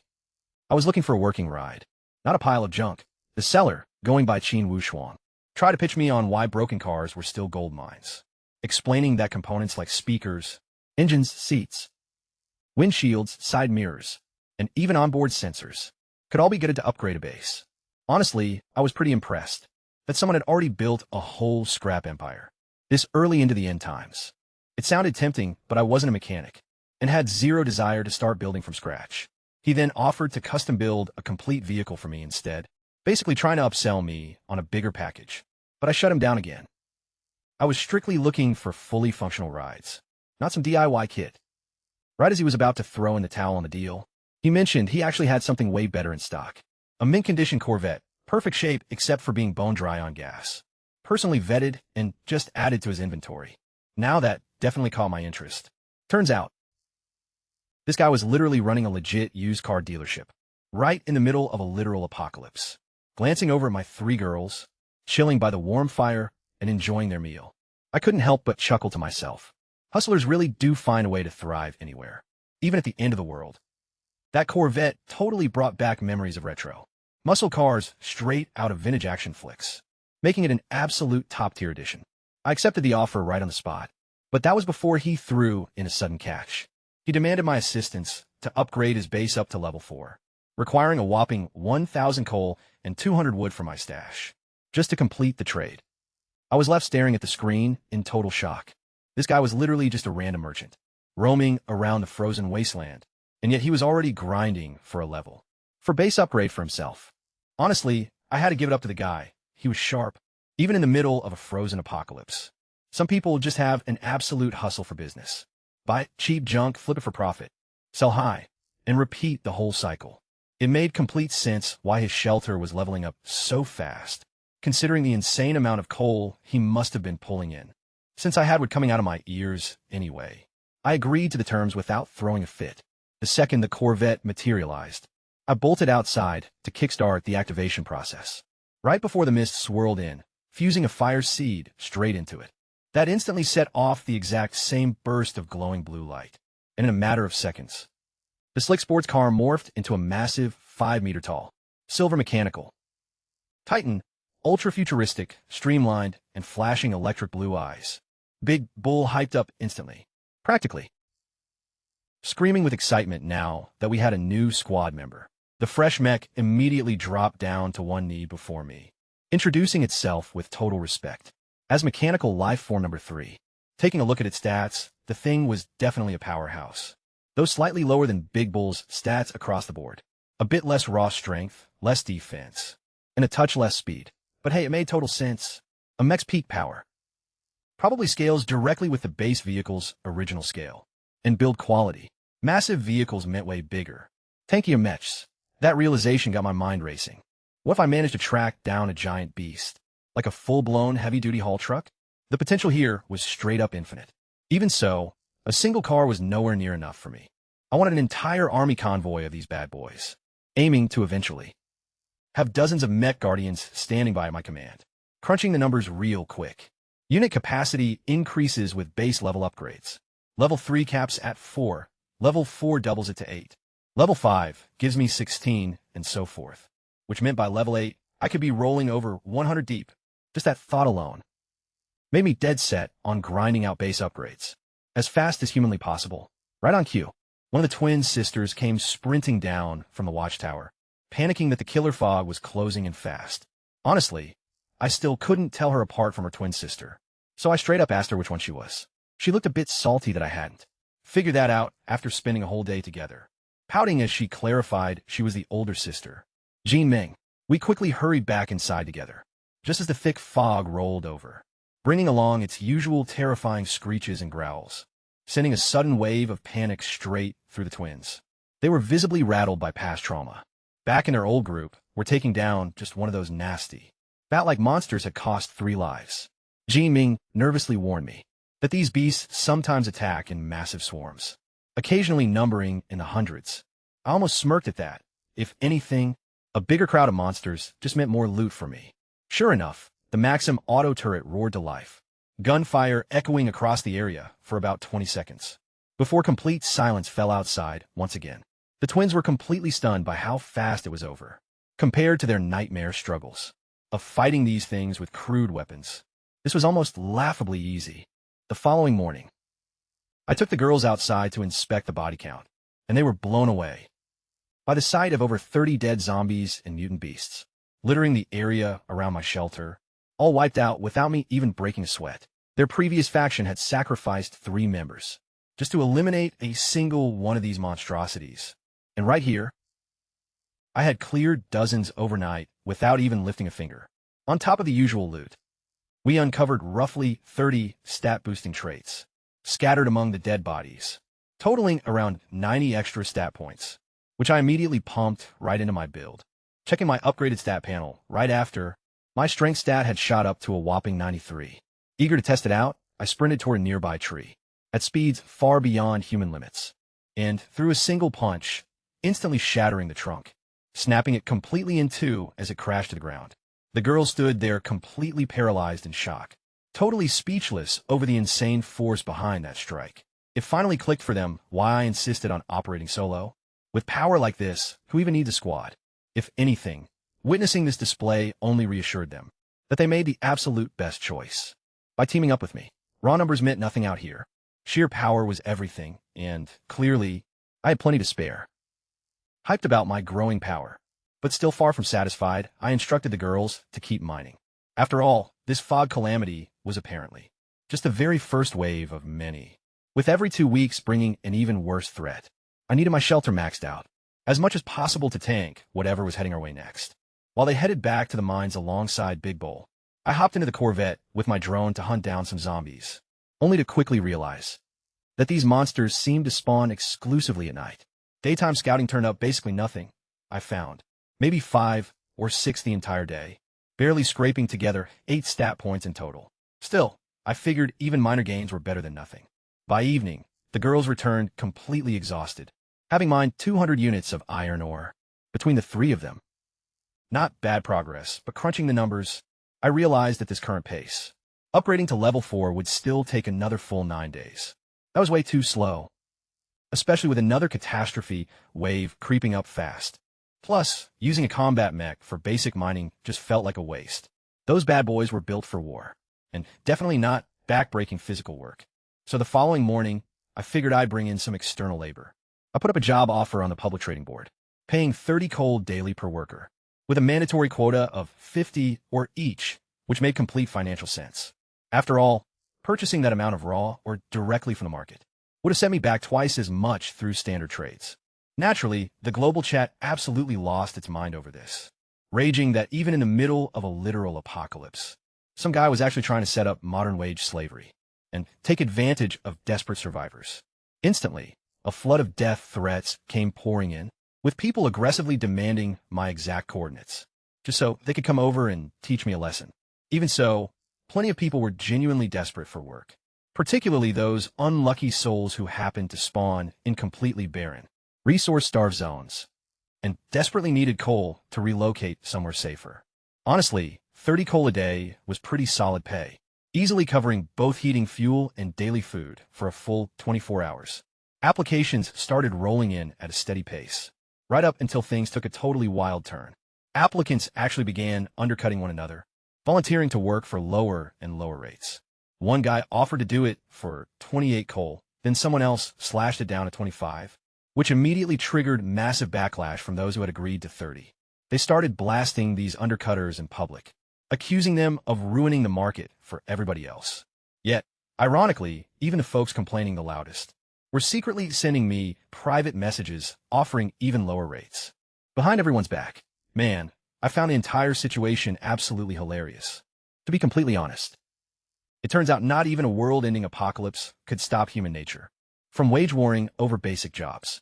Feeling a bit cold-blooded, I publicly dropped the lowest bid right into the main chat room, just to drive the labor prices down even further, which, as you can imagine, made me the single most hated guy in the server. People were completely losing it, slinging every insult imaginable at me, and threatening real-life violence. Not that I gave a single damn.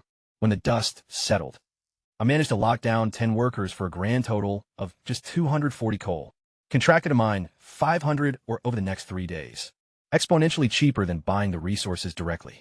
Feeling pretty smug about my business savvy, I turned around only to catch the 3 girls, gazing at me in pure, unadulterated shock, looking like they had just witnessed peak corporate evil in action. Limu Yao couldn't resist calling me out, teasingly stating that, even after getting dragged into a freezing, apocalyptic hellscape, I somehow still managed to import toxic capitalist grind culture right along with me. I just casually shrug it off, asking them if they prefer to handle all the heavy mining work themselves instead. That instantly shut them right up. They immediately walked back their words, eagerly insisting they were more than happy to just act as site supervisors instead. Thoroughly satisfied, I ordered them to get bundled up so we could head outside.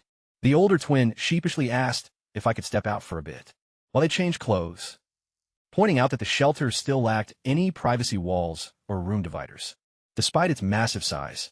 Naturally, I refused, bluntly telling them I'd already seen everything there was to see anyway. Blushing furiously and highly reluctant, all 3 of them had no choice but to change right there in front of me, since complaining really wasn't an option when living under my roof. Just as we were preparing to step outside, a sharp, piercing whistle suddenly sliced straight through the quiet air. Fortunately, thanks to my supercharged reflexes, which are now 4 times faster than an average human's, I sidestepped effortlessly, watching a dark iron bolt slam right into a tree nearby. The girls gasped, completely caught off guard, and then a slow, mocking applause echoed out from the shadows. Glancing up, I spotted around 7 or 8 armed thugs, surrounding us from every angle, each one equipped with a high-tier bow. Leading them was a heavily built, scar-faced bald guy in his 30s. It turns out they were running a level 4 shelter that was affiliated with the Lone Wolf faction, though this wasn't their main stronghold.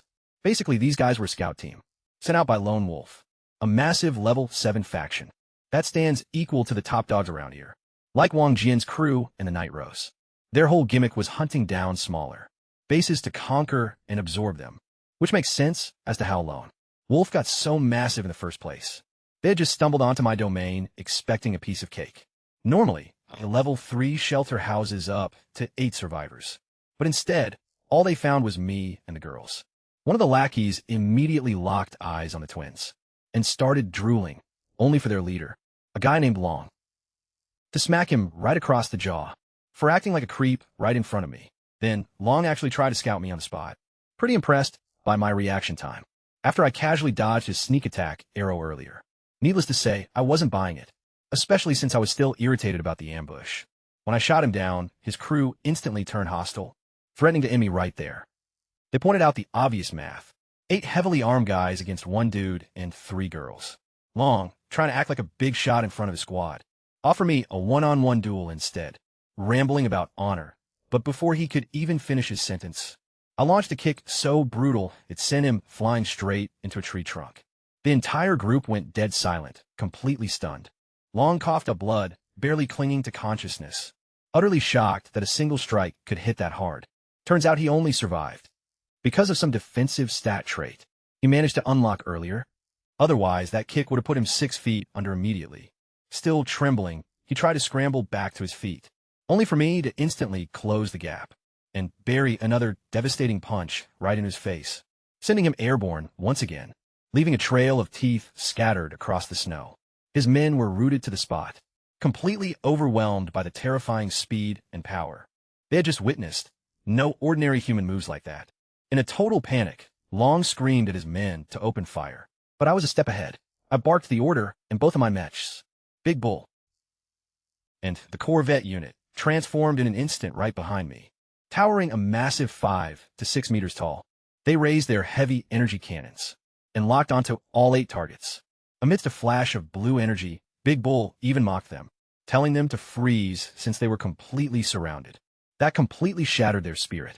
Staring down 2 massive war robots that could clearly vaporize them in a heartbeat. Fighting back was no longer an option. I snatched Long right by his neck, with a smirk, and taunted him about his little offer to fight me face to face. He instantly began pleading for his life, finally realizing how my base had managed to stay standing, with hardly anyone around. Turns out, I didn't need an army when I was packing this much heat, and I definitely wasn't in a merciful mood. From my point of view, back in the old world, I might have been just some ordinary nobody that people could push around, but out here, after every single thing I'd survived, I wasn't about to let some random gang walk all over me either. So I slammed my boot into him again, sending him flying straight into another tree trunk, hard enough to completely break him. The rest of his crew lost their minds in panic, with the skinny guy even attempting to threaten me, warning me that they were scouts for Lone Wolf, a level 7 faction boasting over 30 members. Hoping that big name would intimidate me into backing off, I just ordered them to shut their mouths and get in line. Unsurprisingly, they dropped their weapons right on the spot and fell into place. Big Bull, still aiming its massive cannon, asked if I wanted them wiped out. I held off, though, because I actually needed some extra hands for mining. So I gave him an ultimatum: work for me, or die right here. As expected, every last one of them caved immediately, desperate to save their own skins. Satisfied with the outcome, I turned to Li Mu Yao and the twins, telling them to pack these guys up alongside Big Bull and the Corvette and march them directly to the mining site. Their new daily quota was 100 pieces of ore each, and whoever failed to hit their target wasn't making it back alive. The former Lone Wolf scouts could only stare back at me, utterly speechless, captured in a flash and instantly turned into force miners. The 7 captives had no choice but to obey without question, absolutely terrified of suffering the same fate as their boss. Big Bull and the Corvette mech marched them straight to the dig site, while Li Mu Yao was practically beaming at the thought of playing their supervisor. While they got to work, I used the drone to track down their old leader's shelter, finding it completely deserted, yet still loaded to the brim with supplies. There was around 100 kilos of food, more than enough to keep a small crew fed for months, along with 2,000 units of coal, which was practically the hard currency around here. I stripped the entire place clean, even dismantling the shelter structure itself for raw materials. Iron or lumber, metal, ore, and steel. Seeing a payday like this made it crystal clear why so many people in this world loved raiding rival bases. It was essentially free loot. I figured I'd been playing way too nice up until now. It was high time to start going after bigger targets, ideally level 5 or 6 bases, where the real jackpot was sitting.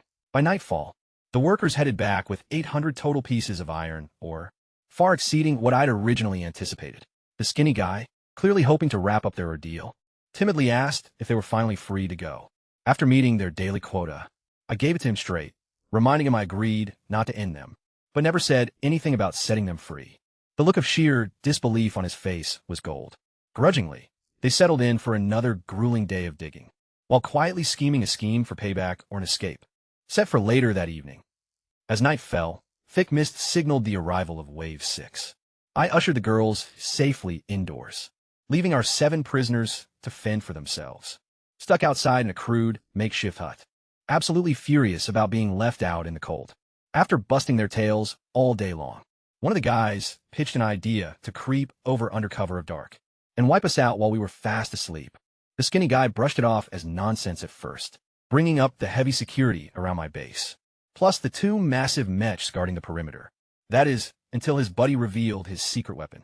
Improvised Molotov cocktails whipped up from siphon gas, rubbing alcohol, and rag scraps originally put together for undead attacks. Now, though, they figured they could use them on me instead, right as they were making their move to slide over and burn us down. A dense, heavy fog suddenly enveloped the area, dragging a massive swarm of walkers and giant bats along with it. Shaken by the sight, the crew froze up, until the skinny guy urged them to stick to the objective and take me out before dealing with anything else. But before they could even take a step, both of my mechs powered up instantly, tearing straight through the incoming wave of zombies, unleashing devastating cannon fire that erased several in a single blast. The Corvette mech unsheathed a massive 13-foot blade, glowing red-hot from the sheer intensity of the fight, carving through the horde right and left, taunting them nonstop, utterly loving the chaos. Just then, a cluster of mutated bats locked eyes on the wannabe arsonist, diving straight for him like an easy midnight snack, right as they were about to pounce. My heavy automated turrets deployed from the ground, opening fire with a relentless hail of lead, shredding the flying beasts into a bloody red mist right in midair, soaking the terrified guy from head to toe in the process. By the time the dust settled, every single hostiles had been completely annihilated, leaving a chilling silence hanging over the entire ground. The Corvette mech even took a jab at the shell-shocked prisoners, sarcastically asking if they were hoping to lend a hand, which was pretty hilarious considering how one-sided the beatdown was. The skinny guy just stood there frozen, totally lost for words. The dude practically had a heart attack on the spot, finally realizing just how far out of their depth they really were. They had figured my mechs were nothing more than muscle, but watching them obliterate the undead with heavy artillery and automatic fire made one thing crystal clear. This wasn't some primitive display of physical power. This was top-tier, high-tech firepower in action. Panicking, he snatched the unlit firebomb back into his coat, forcing out an awkward laugh, lying that they were simply taking a late-night stroll. Big Bull let the weak excuse slide without blowing their cover, merely steering them back toward their hut with a single stern look. The second they scrambled back inside, they collapsed to the floor in sheer relief, chests heavy, deciding right then and there that playing dead was their best bet, and pretending the whole nightmare never took place. When morning arrived, I stepped out into the open and tallied around 50 dead beasts scattered all over, a far higher count than the previous nights.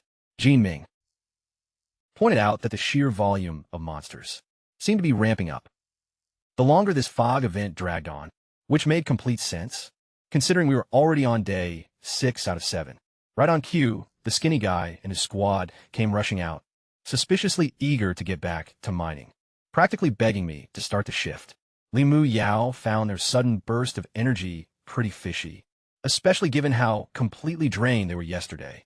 But of course, there was no way they were going to spill the beans about what actually went down overnight, so they just brushed it off, claiming they just wanted to help me level up faster. I just let it slide, knowing full well what had scared the living daylights out of them, and sent them off with the Corvette mech, the drone, and the girls for their final day of resource gathering. Right after they took off, a massive explosion shook the entire area, nearly knocking me right off my feet. A system prompt popped up immediately after, hinting at some sort of crash site or ancient ruins, sitting 85 kilometers to the north, definitely worth checking out. Intrigued, and seeing how wild the regional chat was blowing up. Over that sound, I decided to go investigate the place myself, hopping right into Big Bull and flooring it. After a long trek through the icy wasteland, I arrived at the edge of a massive canyon, with heavy smoke and dust still billowing up from the depths. Peering down, I was blown away to see what looked like a whole, collapsed metropolis lying at the very bottom, stretching for several kilometers, filled with crumbled skyscrapers and shattered streets. I had Big Bull lower me down using the grappling hook, and the moment my boots touched the solid pavement, I stood there frozen, completely speechless.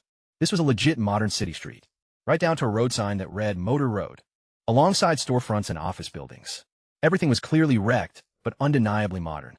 Honestly, it felt as though this frozen survival realm had somehow yanked a real city straight into its world. Once the initial shock wore off, pure hype kicked in. A modern town meant one thing: cars. Tons of them. Exactly what I needed to fuse more matches. I scouted deeper into the area alongside Big Bull, quickly confirming that this really was a deserted town, and surprisingly advanced. Before whatever apocalyptic event wiped it out, I even stumbled upon a blue convenience store, fully loaded with bread, sausages, potato chips, bottled water, yogurt, and so much more. Even with some of the shelves caved in, just the milk stash alone added up to over 200 bottles. Standing there, I couldn't wipe the huge grin off my face. If this entire town was actually untouched and ripe for the picking, I could literally loot the place clean and turn my hideout into a fully upgraded, modern-day fortress. Without losing a single second, I shoved everything into my inventory, knowing just how priceless real packaged food was, compared to those bland survival rations back at the frozen tundra. Sushi, burgers, fresh milk, frozen meals, every single item went straight in my bag. I stripped that convenience store down to the bone. Moving right along, I set off to explore the rest of this abandoned town. Even though it spanned merely 3 kilometers across, it was fully loaded with office towers, housing complexes, and even a full-scale shopping mall. Spotting a pharmacy got me hyped up immediately, because the freezing weather made falling sick a constant danger. Back on those icy plains, where people were literally dying from basic stuff like untreated fevers. So, without medicine, I stocked up on everyday meds, grabbing fever pills, ibuprofen, stomach remedies, and antiseptics, along with iodine, first aid kits, and bandages. The mall itself looked like a total war zone, surrounded by heaps of rubble and shattered concrete, with heavy debris randomly dropping from above. Even so, there was still a gold mine of useful loot left.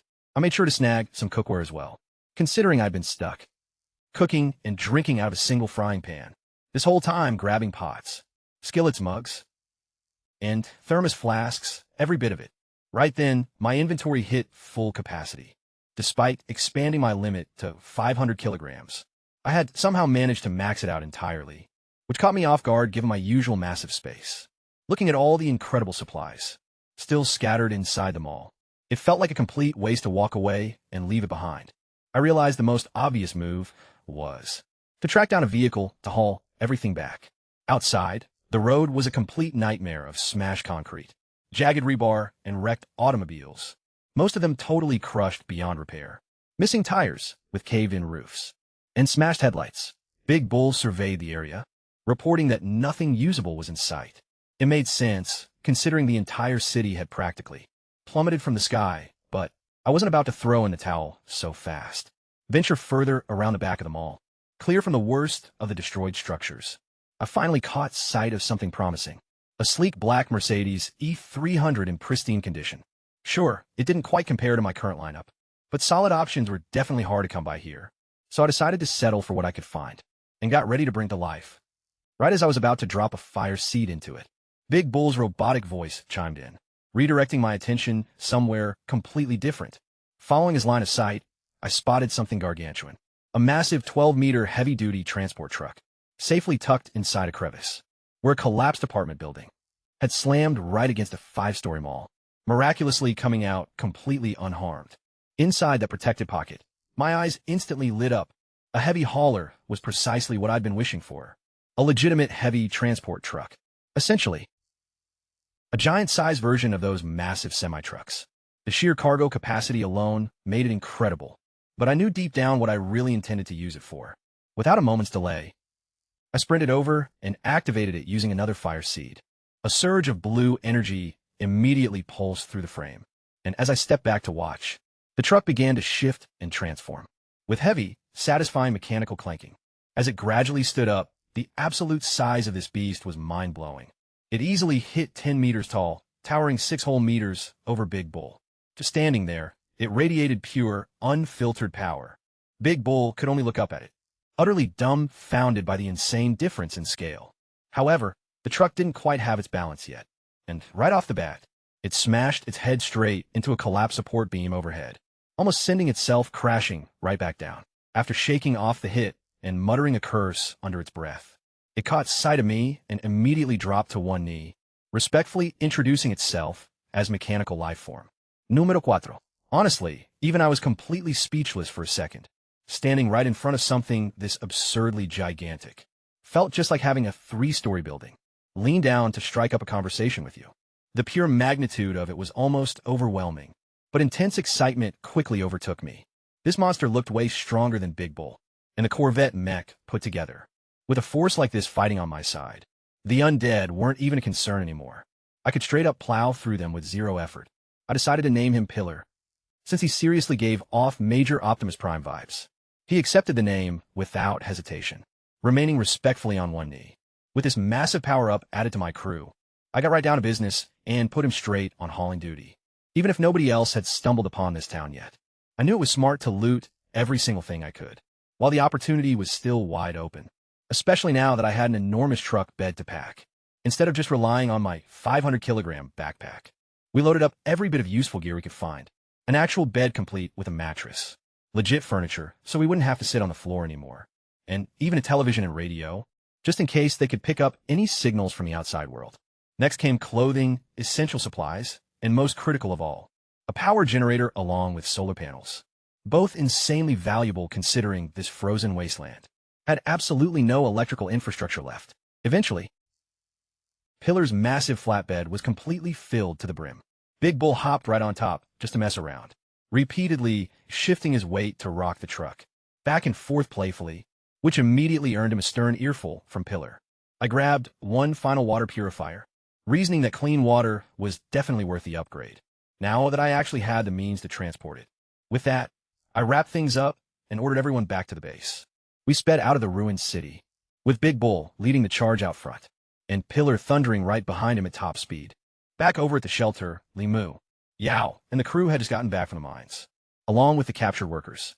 They could only watch in total disbelief as this monstrous convoy pulled up against the setting sun. A colossal 10-meter truck rolling in behind a black Lamborghini, stacked ridiculously high, with what looked like a massive mountain of loot. The skinny worker just stood there staring, completely blown away, blurted out that it looked like I'd gone on a full-blown raid somewhere. I didn't even bother explaining myself to the skinny guy. Instead, I instructed the girls to quit staring and start unloading, and they immediately sprang into action. The moment they caught sight of beds, medication, fresh bread, and even frozen hot pot ingredients stacked up high, leaving them completely blown away by the haul. So I offered them the simplified explanation, claiming I had stumbled upon some abandoned city ruins out in the icy waste, and brought back all these supplies from there. Naturally, they were totally stunned, pointing out that this region was supposed to be a primitive, barren wilderness, not a place with fully built cities. I just played it cool with a shrug, joking that maybe the world felt bad for us, struggling to survive out here, and decided to gift us a whole city as compensation.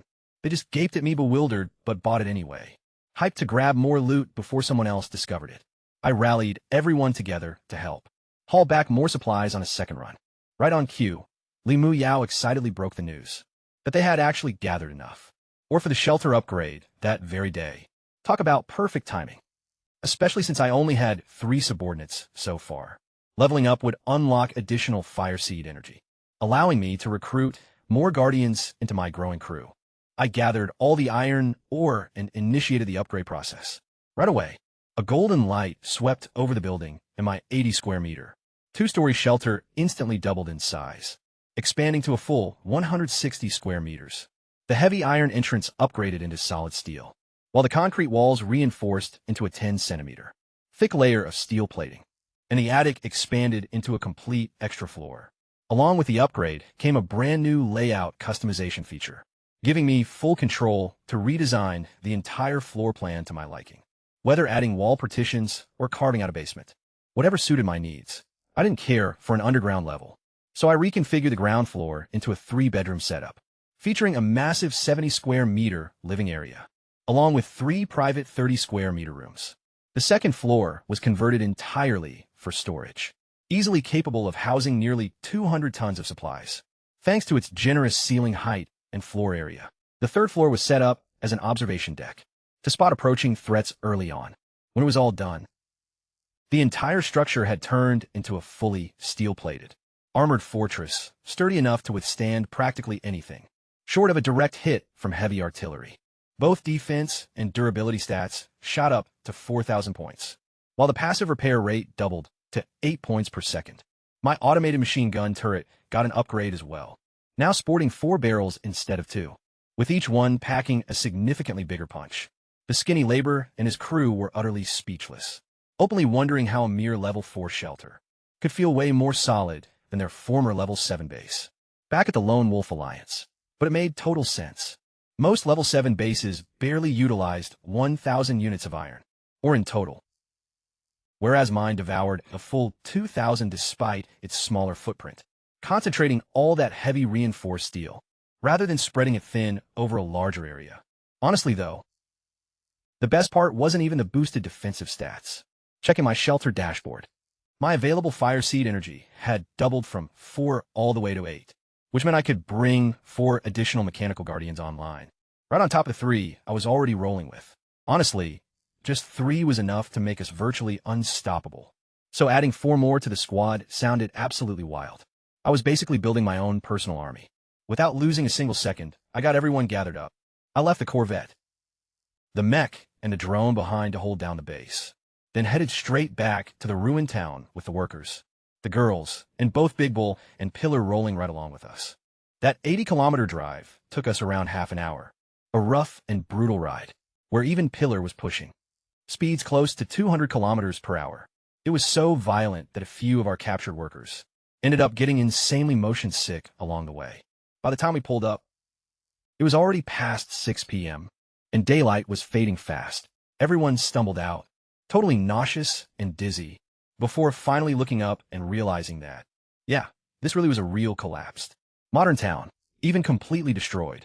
Everything here was pure gold, compared to those desolate frozen plains. I handed down strict orders to the crew. They had 30 minutes to grab whatever they could haul, with a non-negotiable deadline to be back at the shelter before 8 o'clock, because that upcoming fog disaster wasn't going to wait around for anyone. Whether they had matches or not, everyone instantly scattered, hyped up to start looting. I sent Pillar off with the girls to keep sweeping the main plaza for anything worth taking, while I locked in on my main objective, hunting down more vehicles to use my 4 remaining fire seeds on. By my math, I have 7 full-fledged guardians pretty soon, not even counting the drone, which honestly barely even counted, considering how weak it was in comparison. Since most of the rides out on the streets were completely wrecked, I figured I'd scout out an underground parking garage, sitting right beneath one of the Central Mall buildings. It was pitch black inside, but Big Bull's high beams sliced right through the dark, exposing row after row of parked cars. Mostly luxury stuff, BMWs, Audis, Mercedes, Cadillacs, Buicks, but none of that was doing it for me. I was looking for something that had a much more aggressive vibe. Eventually, I caught sight of a deep blue Aston Martin tucked away in a corner, and surprisingly, Big Bull pulled up right in front of it, claiming that this exact one was the perfect fit for me. I was pretty doubtful at first, because I was holding out for something massive like Pillar. However, Big Bull argued that real power comes straight from the engine itself, not just raw size, and that this specific V8 could easily match his own crazy performance levels. When I jokingly threw at him that he was just terrified I'd find a vehicle that outclassed him, he immediately denied the whole thing, swearing he really had my best interests at heart, even throwing in a cheeky remark about how literally every other car in this garage looked embarrassingly ancient in comparison. Sold on the idea, I used a fire seed on the Aston Martin, and it started transforming almost instantly. Though, it slammed its head right into the garage ceiling, mid-transformation, muttering curses under its breath, right before his eyes landed on me, instantly shifting his tone into a smooth and polite greeting as mechanical life, form number 5, pulling up his stats. He actually had the edge over the Corvette mech, pumping out better defensive stats and firepower. Pretty pleased with the build, I dubbed him Aston Martin. Still, a single car just wasn't going to cut it, so I kept digging around, but the rest of the garage didn't have anything that could even compare. With time quickly ticking away, I decided to wrap it up, rolling right out of the underground parking with both rides, engines roaring through the ruined streets, looking straight like a scene out of a blockbuster movie. By the time I made it back to the crew, the entire team, including the girls, completely froze in their tracks, staring in utter shock at the sight of 2 high-end supercars tearing right through the apocalyptic wasteland. Li Mu Yao couldn't stop herself from poking fun at me right after, teasing that even though I usually looked decent enough, stepping on a ride like that instantly bumped up my charm points on the spot. Once everyone got all the loot packed up, I gathered the convoy together to start heading back, packed across the 3 vehicles alongside 7 captive laborers, each lugging around a 100-kilo pack of their own. We were loaded to the brim with valuable loot. As the sun dipped down, we rolled out in tight formation, Big Bull taking the front point, Aston Martin guarding the rear, and Pillar sandwiched in the middle. Hardly 10 kilometers out from the destroyed town, a strange vibe hit us. Li Mu Yao pointed out just how creepy the silence was. And honestly, it had crossed my mind too. No undead lurking, not even a single wild animal. Nothing at all, way too quiet for this time of night. I sent Aston Martin up ahead to scout out the path, and he zoomed off at a mind-blowing pace, easily hitting close to 200 miles per hour, even on all this rugged ground, leaving those workers riding atop Pillar, completely jaw-dropped by his sheer speed. But barely a minute into the run, Aston Martin came speeding back in our direction, flashing his hazard lights like crazy, clearly losing his mind over something ahead. We slammed down on the brakes, just barely avoiding a crash as Li Mu Yao let out a scream, while everyone braced themselves for the worst. Big Bull instantly shifted into mech form and started pounding on Aston Martin's hood, demanding to know what had him so freaked out. Aston Martin, totally shaken up, gestured back toward the area he just fled from, glancing over in that direction. Everyone went completely numb, spanning across the vast, frozen landscape. For as far as the eye could see, was an endless ocean of black-clad zombies, easily numbering in the millions, all marching steadily toward the north, driven by a single, terrifying objective. It made every apocalypse film I'd ever watched look tiny. That skinny worker's legs gave out completely from sheer horror, while the twins turned pale as ghosts, freaking out over why such a massive horde was moving out, way before the usual 8 o'clock fog rolled in, especially with high-tier elite zombies clearly visible, spotted all throughout the terrifying army. I tried to keep my cool, pointing out the obvious reality. Tonight marked the final stretch of the first catastrophe cycle, and apparently, the world decided to throw us one last horrifying twist, to send everyone off. Granted, that wasn't exactly reassuring for the crew.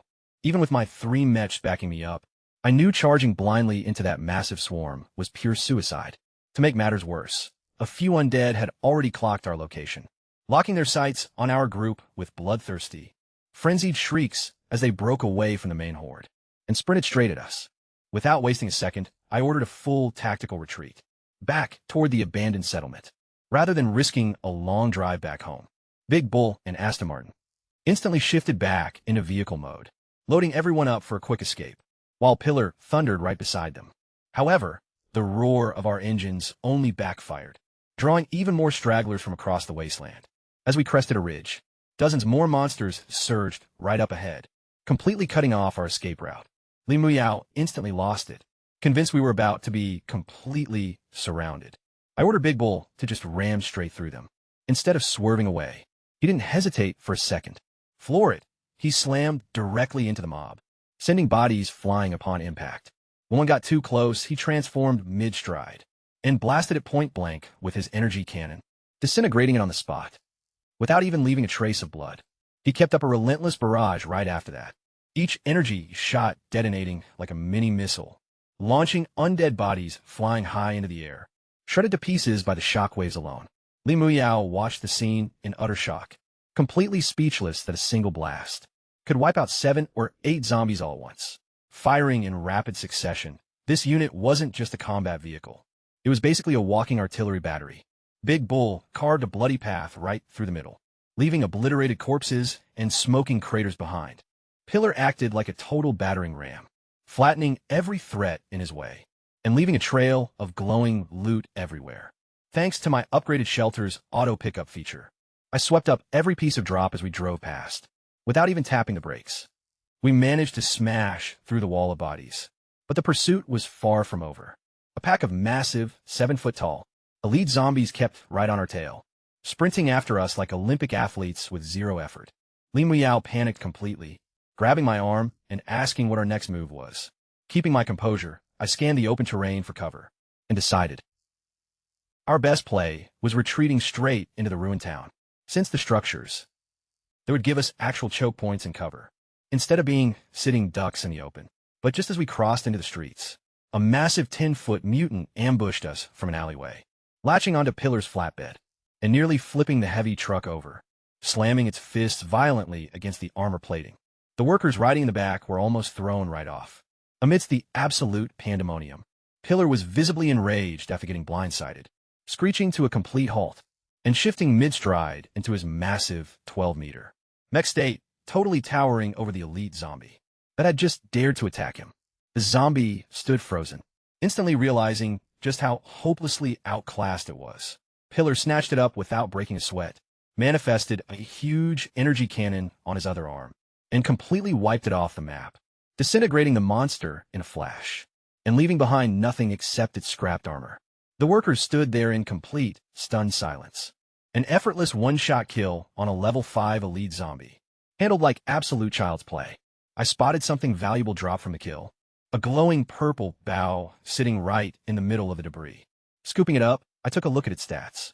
A solid stat boost to both agility and strength, insane attack power, plus a unique ability that lets it recharge infinitely under direct sunlight, or hold up to 100 energy shots on reserve. Definitely an awesome, unexpected drop, looking insanely sleek and futuristic, almost like an item pulled straight out of a superhero blockbuster. With even more zombies swarming in, I directed everyone deeper into the town center to find better cover. Big Bull and Aston Martin shifted forms once again, taking up protective escort duty, scouting the path ahead while keeping a close eye on my flanks, never straying more than 30 meters away. Eventually, we arrived at a beat-up bank building that still looked pretty solid, despite taking some heavy crash damage, sitting right next to an unfinished construction zone. Just as we were making our move to head inside, Big Bull suddenly lunged forward without warning, snatching both me and Li Mu Yao out of harm's way, just as a gigantic, yellow mining excavator came crashing down from above, barely missing us by a hair. The sheer force of the crash sent a massive shockwave across the area, kicking up clouds of dust and almost knocking the workers off their feet. Once the dust haze settled, I got a clear look at the thing that almost flattened us. A mind-bogglingly gigantic Terex RH-400 hydraulic mining excavator, stretching 14 meters long and 9 meters wide, basically the size of an entire 3-story building, completely blocking off the entire street.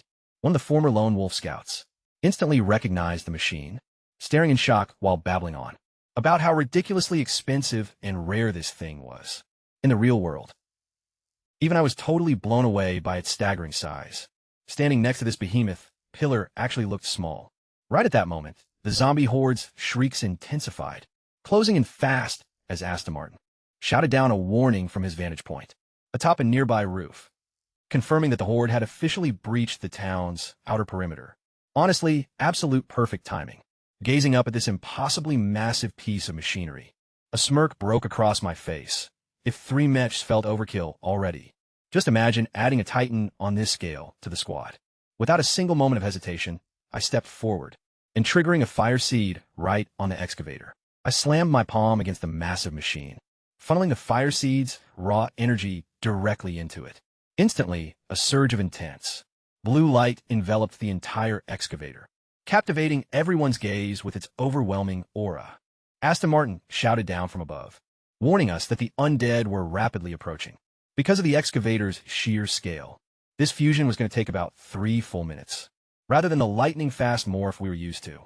So I ordered Big Bull and Pillar to hold off the horde until the process finished, and they immediately split up to cover ground. Pillar headed straight for the main northern route, which had the highest concentration of monsters, while Big Bull stuck close by to secure our flanks. The zombie horde poured in from all sides, but the lead monsters skidded to a halt in utter shock when they saw 2 6-meter-tall mechs standing in their way. Big Bull didn't waste a single second opening fire on their front line, completely vaporizing zombies left and right in an instant. He taunted the horde while spinning between the narrow streets, unleashing heavy cannon fire across every angle. Every single shot obliterated a dozen zombies at once, and despite their overwhelming numbers, the horde just couldn't break through his defense line. Suddenly, a 3-meter-tall elite zombie smashed right through a nearby wall, immediately grabbing Big Bull's attention. It lunged at him with terrifying force. Yet Big Bull barely even register the hit, shrugging it off as if it were nothing, and keeping his focus on the massive waves still flooding in. Grinning maniacally, his eyes flashed from blue to deep red, and he pulled out a specialized grenade, hurling it straight into the thickest cluster of the horde. The resulting blast was far from ordinary. It completely metallized everything within a 500-meter radius, instantly, turning over 200 zombies into solid metal statues. That even included the elite zombie that had just ambushed him, now frozen mid-attack in absolute terror. Yet even after taking such a devastating blow, the horde just kept charging in, seeming totally endless until Big Bull's power reserves finally ran dry. He needed time to recharge, right, as several more 3-meter elite zombies pushed their way out of the crowd. Even with his energy depleted, he recklessly charged forward anyway, using his electrified hook blade to carve through anything standing in his path, including a car that got flung directly at him mid-fight. Suddenly, the relentless horde ground to a complete halt, parting ways intentionally as a monstrous presence approached. A giant zombie, nearly 4 meters tall, stepped into view, exuding a terrifying aura that made even the elite zombies bow down in fear. This behemoth was a Tier 8 zombie king, completely dwarfing every threat we had faced up to this point.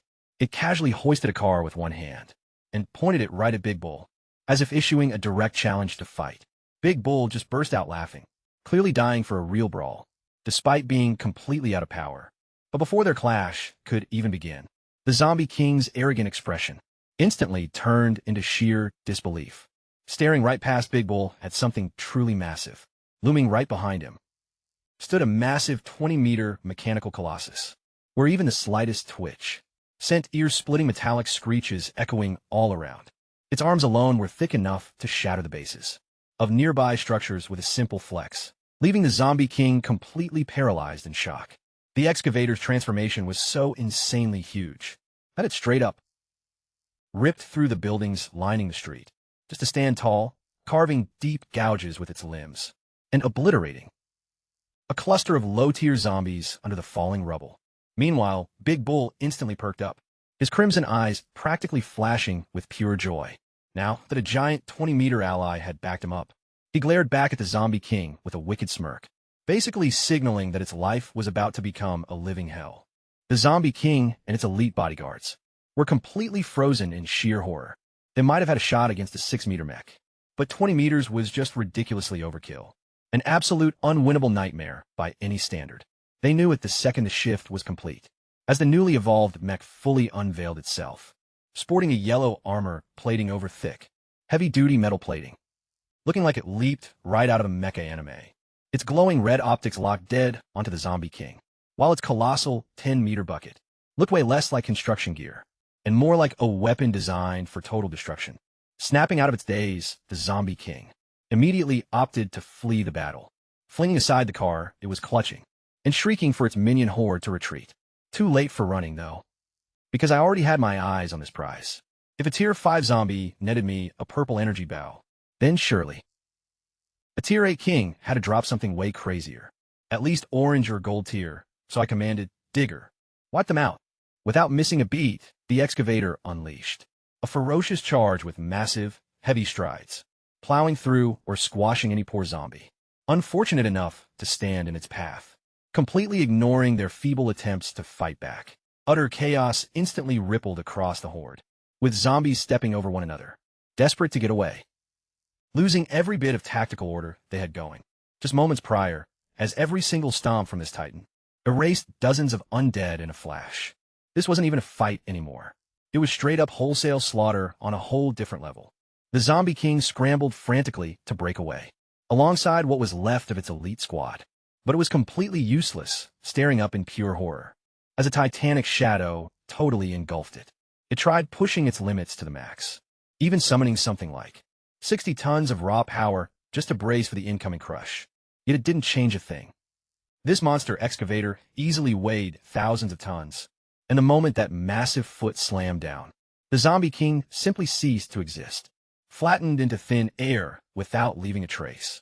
The surviving zombies scattered in sheer hysteria, after watching their almighty king get stepped on like a bug. So I gave the order to hunt them down, ordering Digger to hunt down as many as it could, and purge them completely from the city. It followed orders instantly, keeping up the onslaught, until the last remaining zombie hightailed it out of there.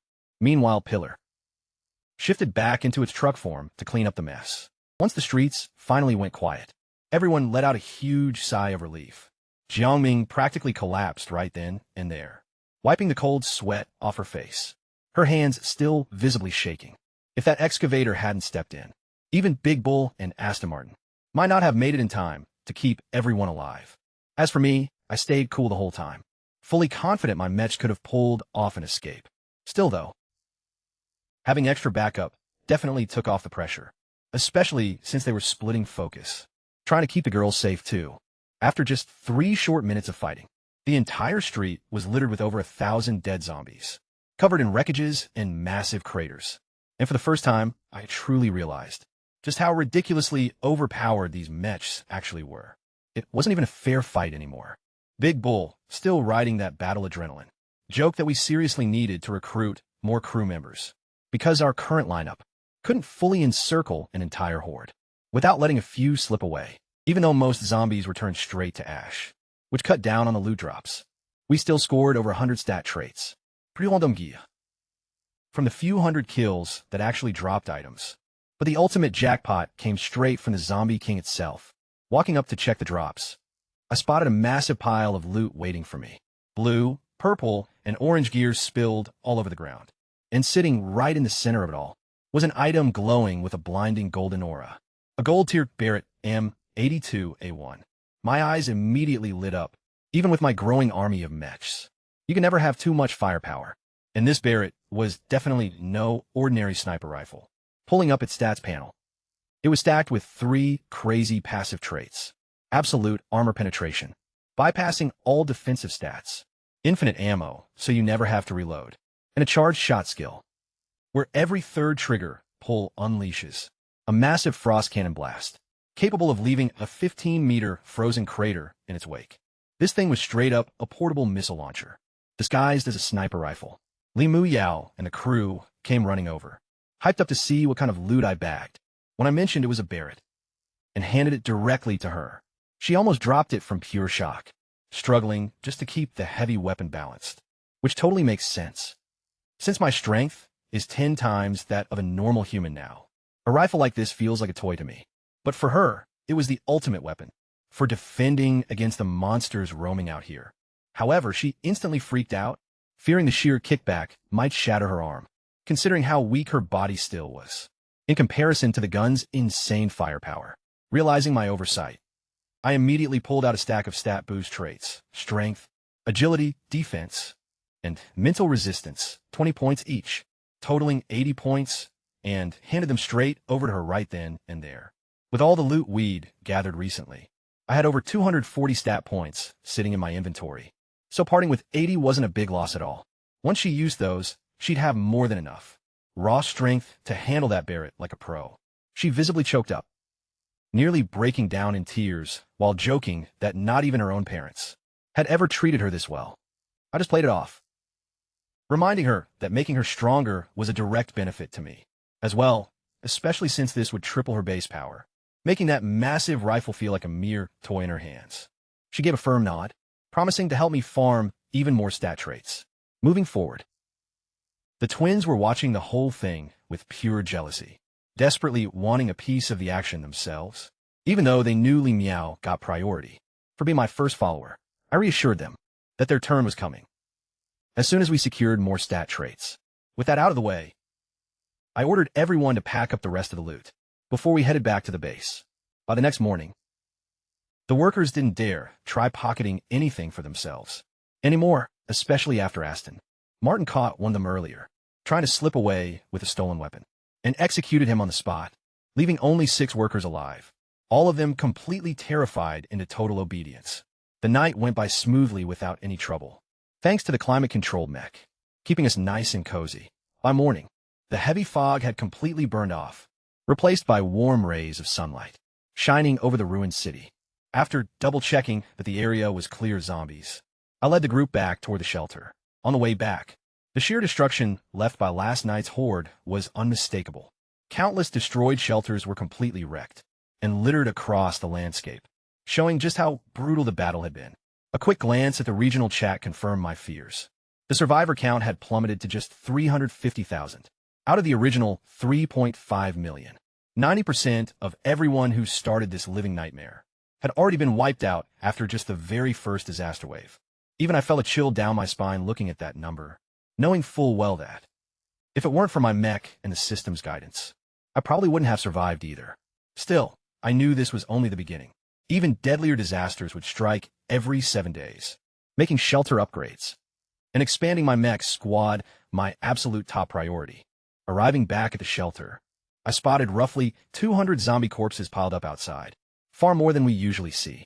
The Corvette mech drove up to check in with me, bragging about his body count from the fight, though he confessed he hadn't cleared them all on his own.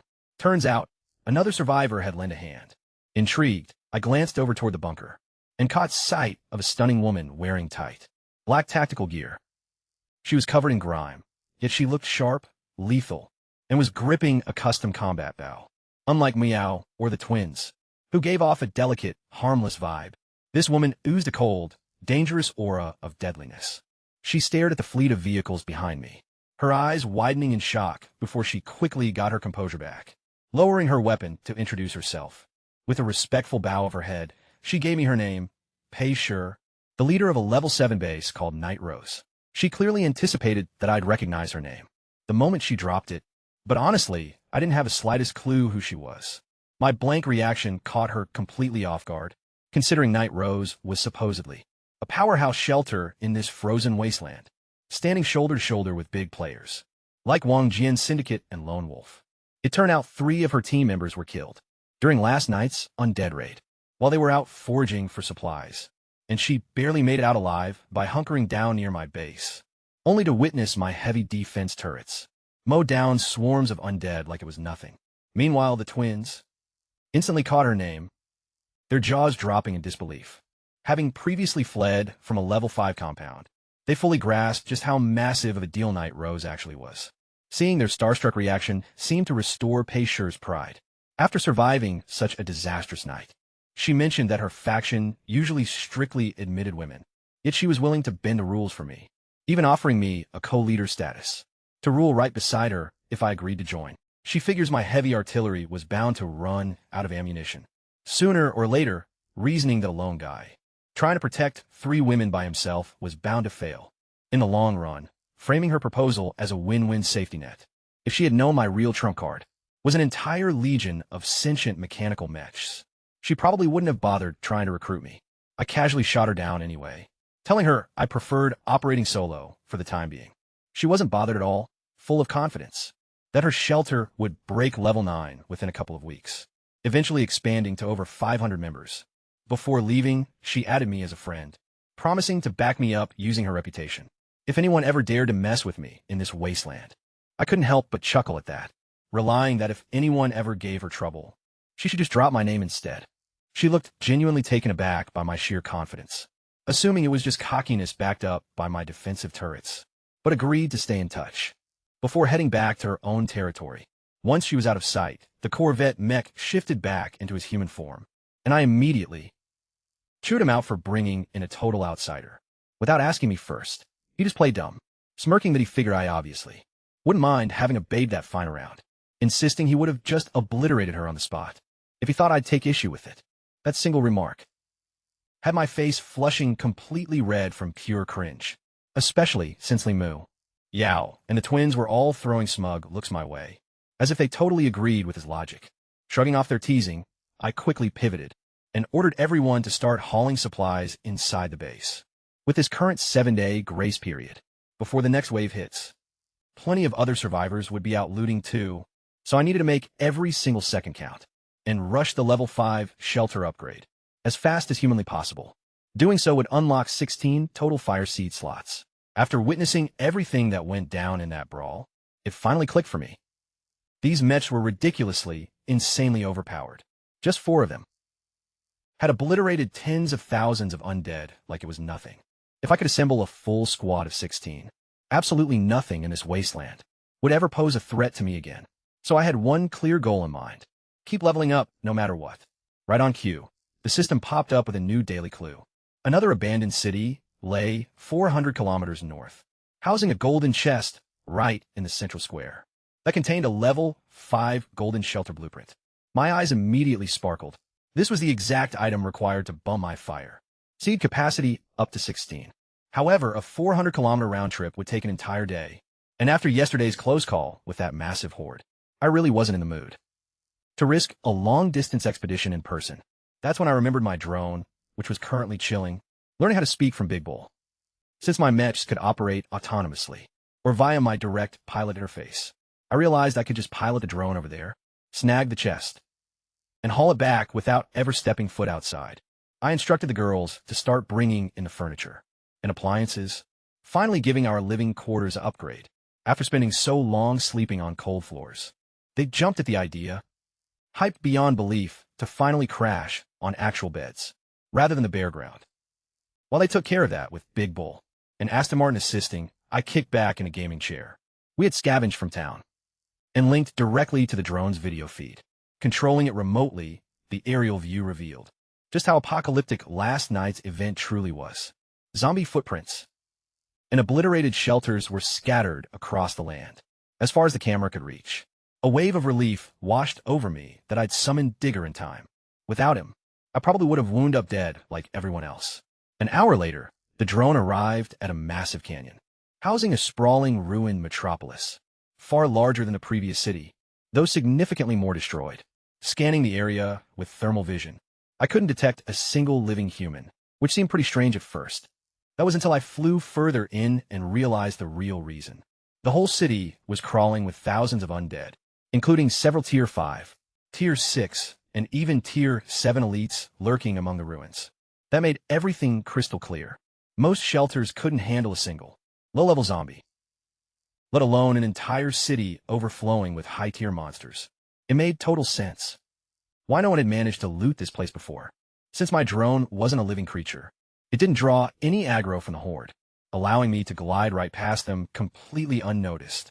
Eventually, I arrived at the city's main square and spotted that golden chest, shining right next to a decorative fountain. I piloted the drone over, snagged it with a mechanical claw, and was ready to pull out when a Tier 3 elite zombie caught the movement and ambushed it from inside the fountain. Trying to cut it off? No big deal. I fired up the drone's mounted minigun and turned it into Swiss cheese in a split second. That kill actually dropped an unexpected bonus: a purple tier spatial backpack, which can carry up to 100 tons of gear. It's basically a massive portable warehouse, especially compared to my pathetic 50-kilogram limit. Hyped up, I had the drone scoop that up too before heading back. What I didn't realize was that killing that elite triggered yet another system-wide alert across the regional chat, broadcasting to everyone that a player had successfully invaded the city ruins, taken down a Tier 3 elite zombie, and walked away with a super rare purple spatial backpack. That single announcement completely blew up the chat. Turns out, plenty of survivors had already stumbled upon these ruins after the recent quake, eager to escape their miserable primitive lifestyles. However, anyone who had dared to explore inside had simply vanished into thin air. The final messages anyone ever sent back all carried the exact same terrifying warning. Desperate pleas telling people to stay away, claiming the city itself was alive, hunting, and devouring anyone who dared step foot inside. That rumor had terrified everyone into staying far away. So now, out of nowhere, someone didn't just survive the trip inside and make it out. They actually flexed by killing a monster and snatching high-tier loot. The entire regional chat went crazy, buzzing with theories on who could have possibly cleared the city ruins, while top faction leaders, like Wang Jiasin and Pei Shi, both denied having anything to do with it. Wang Jiasin actually knew the ruins weren't cursed or haunted by some magical threat. It was simply crawling with an absurd amount of zombies. Still, he kept that information secret, planning to hoard all the city's resources for his own guild once he got strong enough. After about an hour of quiet, another global announcement popped up, showing that the mysterious player had managed to unlock the golden chest, walking off with an M4A1 rifle, extra ammo, and grenades, along with a compound bow, arrows, and that Tier 5 golden blueprint. I've been targeting, causing the global chat to blow up once more. Everyone was in utter shock that anyone could actually survive long enough to crack open that crate. especially considering the insane drops inside. Actual high-tier firearms. In a world where people were mostly using basic tools. Of course, that mystery player was none other than me. Once my drone returned safely, and I unboxed the loot myself, I honestly couldn't care less about those guns. Compared to my mech, an M4A1 was practically a pea shooter. Still, I had zero plans to put actual firearms on the market, because arming random survivors with modern firepower was way too dangerous. If anyone ever decided to turn those guns on me, the compound bow, on the other hand, seemed safe enough to trade away for raw resources. So I listed it on the auction board, specifically asking for steel instead of charcoal, since I desperately needed steel for my new schematic. And let me tell you, that schematics. Crafting costs were absolutely absurd. 400 steel, 1,000 silver, or 100 gold, plus 100 titanium, which itself required 10 steel per unit to refine. In short, it was the equivalent of grinding out 10,000 pieces of iron ore, just to cover the steel requirement. Crazy price tag, but the perk made every bit of it worth it. A built-in nuclear reactor trait, capable of generating enough power to run my base like a mini power station, scaling even higher as my shelter levels up. With the ruined cities completely blacked out and dead, having a guaranteed long-term power grid was priceless. However, the second I put that compound bow up, people instantly recognized my ID from previous trades, completely blown away that I was the exact same faceless player who had raided the city ruins. Word spread like wildfire, and my inbox was instantly flooded with offers for the rest of the loot. The rifles, the grenades, basically anything I snagged. I just brushed it off, claiming it was mostly just luck on my end. Sifting through that sea of messages, I spotted my old trading partner, the car salesman, Chen Wushuang, out of nowhere offering insane piles of steel for my gear. Curious about how the former car dealer was sitting on so much metal, I asked him directly. He just laughed it off, saying he'd simply expanded his hustle. As it turned out, Chen Wushuang, my go-to-car broker, had expanded way past motor vehicles. He was now flipping raw building materials, weapons, and pretty much anything high value he could resell for a cut. Honestly, you had to respect the hustle. It was genuinely impressive for a guy surviving this apocalyptic wasteland purely through trading. So I decided the M4A1 was worth way more than his initial lowball, bargaining him up from 500 steel all the way to 1,000. He complained that I was practically robbing him blind, but in the end, he caved. It turns out he was actually looking to get that gun for self-defense, considering how cutthroat the rivalry among local traders had gotten lately, leaving him legit worried he might become the next target. Hearing that, I decided to push my luck even further, sweetening the deal with some extra ammo and a bit of titanium. He hesitated for a second, but ultimately gave in, being desperate enough for solid firepower to justify the price tag. Feeling pretty good about how things were going, I threw in another wild proposition, offering him grenades if he could hand over some gold units in return. He agreed to deliver those the very next day, right after his supplier finished mining them out. Then, he casually brought up that he had a couple of new rides up for grabs, specifically a baby Lumbo and a Ferrari 458, both completely undamaged. But I shot the offer down right away, because run-of-the-mill supercars just weren't cutting it for me anymore. Instead, I was looking for something truly massive, along the lines of another heavy hauler or excavator that got his gears turning, and he eventually asked if I'd be interested in a subway train instead. That suggestion hit me like a bolt out of the blue. Seriously, how'd I not thought of that myself? A whole subway train, easily tens of meters in length, will make an absolute monstrous addition to my lineup, completely dwarfing both Pillar and Digger in size. Hyped up, I asked if he actually had one on hand right now, only for him to admit that he didn't, explaining that the guy who used to own it got wiped out in last night's undead horde attack. Annoyed that he got my hopes up for nothing, I instructed him to reach out to me immediately if he ever stumbled across anything similar in the future, promising him a massive payout. Once the trade officially wrapped up, a smooth 2,000 units of steel were transferred directly into my account, giving me every single material required for the next shelter upgrade, aside from the gold, which he promised to send over the following day. By the time evening rolled around, the girls had organized an epic feast, cooking up fresh meat and veggies scavenged from a local cold storage, and a raided hot pot joint in the ruined town. Getting to eat legitimate grilled meat out in the wasteland felt almost unreal. After spending weeks choking down instant ramen and basic rations, Li Mu Yao even personally fed me a skewer, and the twins were quick to follow her lead, playfully competing as they offered up their own freshly grilled bites. Honestly, it felt amazing, sitting somewhere warm by the fire while the icy wind howled outside. Finally getting a taste of a normal life again. After everything we had to endure. Even so, I knew this piece was just a brief breathing room before an even bigger storm hit us. If we wanted to stay ahead of the game, we had to keep grinding, no matter what stood in our way. After a hearty meal, we called it night, and when the next morning came around, I woke up resting on the new mattress, which was definitely worth all the trouble we went through during yesterday's scavenging run. One of the twins stirred right beside me, instantly blushing red and ducking under the covers. The moment she realized I was awake. Once again, I couldn't tell which twin she was to save my life, earning me an annoyed correction, as she huffed that she was actually the younger sister. Genial.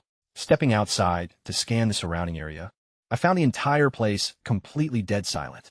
Not a single walker body in sight, confirming we had officially entered the 7-day calm period right after the first major disaster cycle. Right after that, Xin Wushuang sent me a text to let me know the gold units had gone through and were already safely in my hands. Just like clockwork, a system alert popped up on screen, letting me know I'd cleared every requirement for the level 5 shelter upgrade. Without wasting a single second, I smashed that upgrade button. Instantaneously, a massive surge of brilliant golden light enveloped my entire base, while the system began listing out all the brand new upgrades. My fire seed capacity had just doubled to 16 slots, and my automated turrets were upgraded to 8. Devastating Gatling-style storm cannons. Repair speed shot up to 16 points a second, and the outer structure transformed from basic steel to solid titanium armor, now measuring 20 centimeters thick, making it practically missile-proof. On top of that, the actual footprint of the shelter expanded from 160 square meters across 3 floors into a colossal 320 square meters, stretching across 4 full levels and towering at 12 meters high. Total defense doubled all the way to 4,000 points, and a brand new nuclear power feature unlocked, generating a whopping 4,000 units of energy every single hour. Basically the output of a mini power plant. That's when a totally unexpected prompt surfaced. Because I'd finally reached level 5, the system gave me the option to completely overhaul my base to fit mobile city blueprints, considering I had endless nuclear energy and a solid base cruising speed of 30 kilometers an hour. It was pretty clear to me that the absolute best play here was to reshape the entire facility into something resembling a land-bound destroyer, super stable, incredibly fast and tough, enough to handle non-stop travel without falling apart. So I jumped right into the design interface, locking in the dimensions at 30 meters long, 10 meters wide, while keeping the 3-meter ceiling clearance for each floor. The second floor was set aside for our personal living quarters, maintaining the exact same 3-bedroom setup as before. The ground floor was converted into a central control hub, connected to a giant garage bay, since my growing mech army desperately needed a proper bay, instead of being left out in the open all the time. The third floor was dedicated to extra storage, housing the primary furnace and the nuclear generator, while the top deck functioned as a 12-meter watchtower for keeping an eye on the surrounding wilderness. As for firepower, I carefully positioned all 8 of my Gatling turrets, 2 covering the front, 1 guarding each side, 1 watching the rear, and 1 mounted up top facing forward as well, giving me 360-degree coverage, no matter what angle an enemy tried to attack from. Honestly, I was aiming for 16 guns, 4 per side, but that firepower dream would have to wait until level 6. Feeling completely satisfied with the setup, I officially dubbed my new rolling fortress the Cosmic Emperor, confirming the blueprints. Triggered yet another jaw-dropping morph sequence, and within seconds, my old building-style shelter vanished completely, replaced by a legitimate 30-meter-long, 10-meter-wide, 12-meter-tall land cruiser, encased in seamless titanium armor plates, and packed with hidden turret hatches, ready to rain down heavy gunfire in any direction. At a second's notice, even I had to admit, honestly, this thing turned out looking insanely cool. With a setup like this, I could basically travel wherever I wanted now, fully self-sustaining and totally battle-ready. The girls woke up completely startled by all the racket, stumbling outside in total confusion, only to realize they were somehow standing on what used to be the second floor. I casually explained that I'd upgraded the base to level 5 and totally revamped the layout to meet official mobile city specs. They were absolutely blown away, staring in complete disbelief at how fast it all came together. Especially considering we only scored the blueprint yesterday. Truth is, I couldn't have pulled it off without Chen Wuxuan constantly pumping in raw materials. I mean, seriously. Even I had to admit this upgrade looked phenomenal. Li Muyao asked if we were legit packing up and moving, and I confirmed it, hanging around this drain mining zone made 0 sense anymore. Making constant back-and-forth supply runs was just burning time, so rather than repeating that tedious grind, I decided we should just drive the entire shelter straight into the next set of city ruins and drop anchor right there permanently, making resource harvesting way more convenient. Jin Ming immediately backed the plan, totally sold on the logic. Li Muyao then asked where exactly our destination was, guessing we were heading back to that small town from before, but I set her straight. That spot was way too minor to bother with now. We were aiming straight for the larger urban ruins, about 400 kilometers out, where we'd find bigger zombie hordes, sweeter loot, and maybe even high-grade rides. To expand my mech squad, we hopped aboard immediately and hit the drive controls. The nuclear reactor roared into gear, and gigantic tank treads deployed from under the base, each one measuring 5 meters high and 30 meters long. The girls could only watch in absolute awe as our entire fortress lifted off the ground and started rolling, looking like a full-blown land battleship. Down below, Big Bull, the Corvette mech, and Aston Martin all transformed, hyping up the moment alongside Big Bull, who even fired off a couple of celebratory blasts, calling our ride a mobile fortress. Aston Martin quickly corrected him, arguing that technically it was still just a shelter, which immediately sparked a petty squabble between the two, wrestling and bickering like a pair of kids.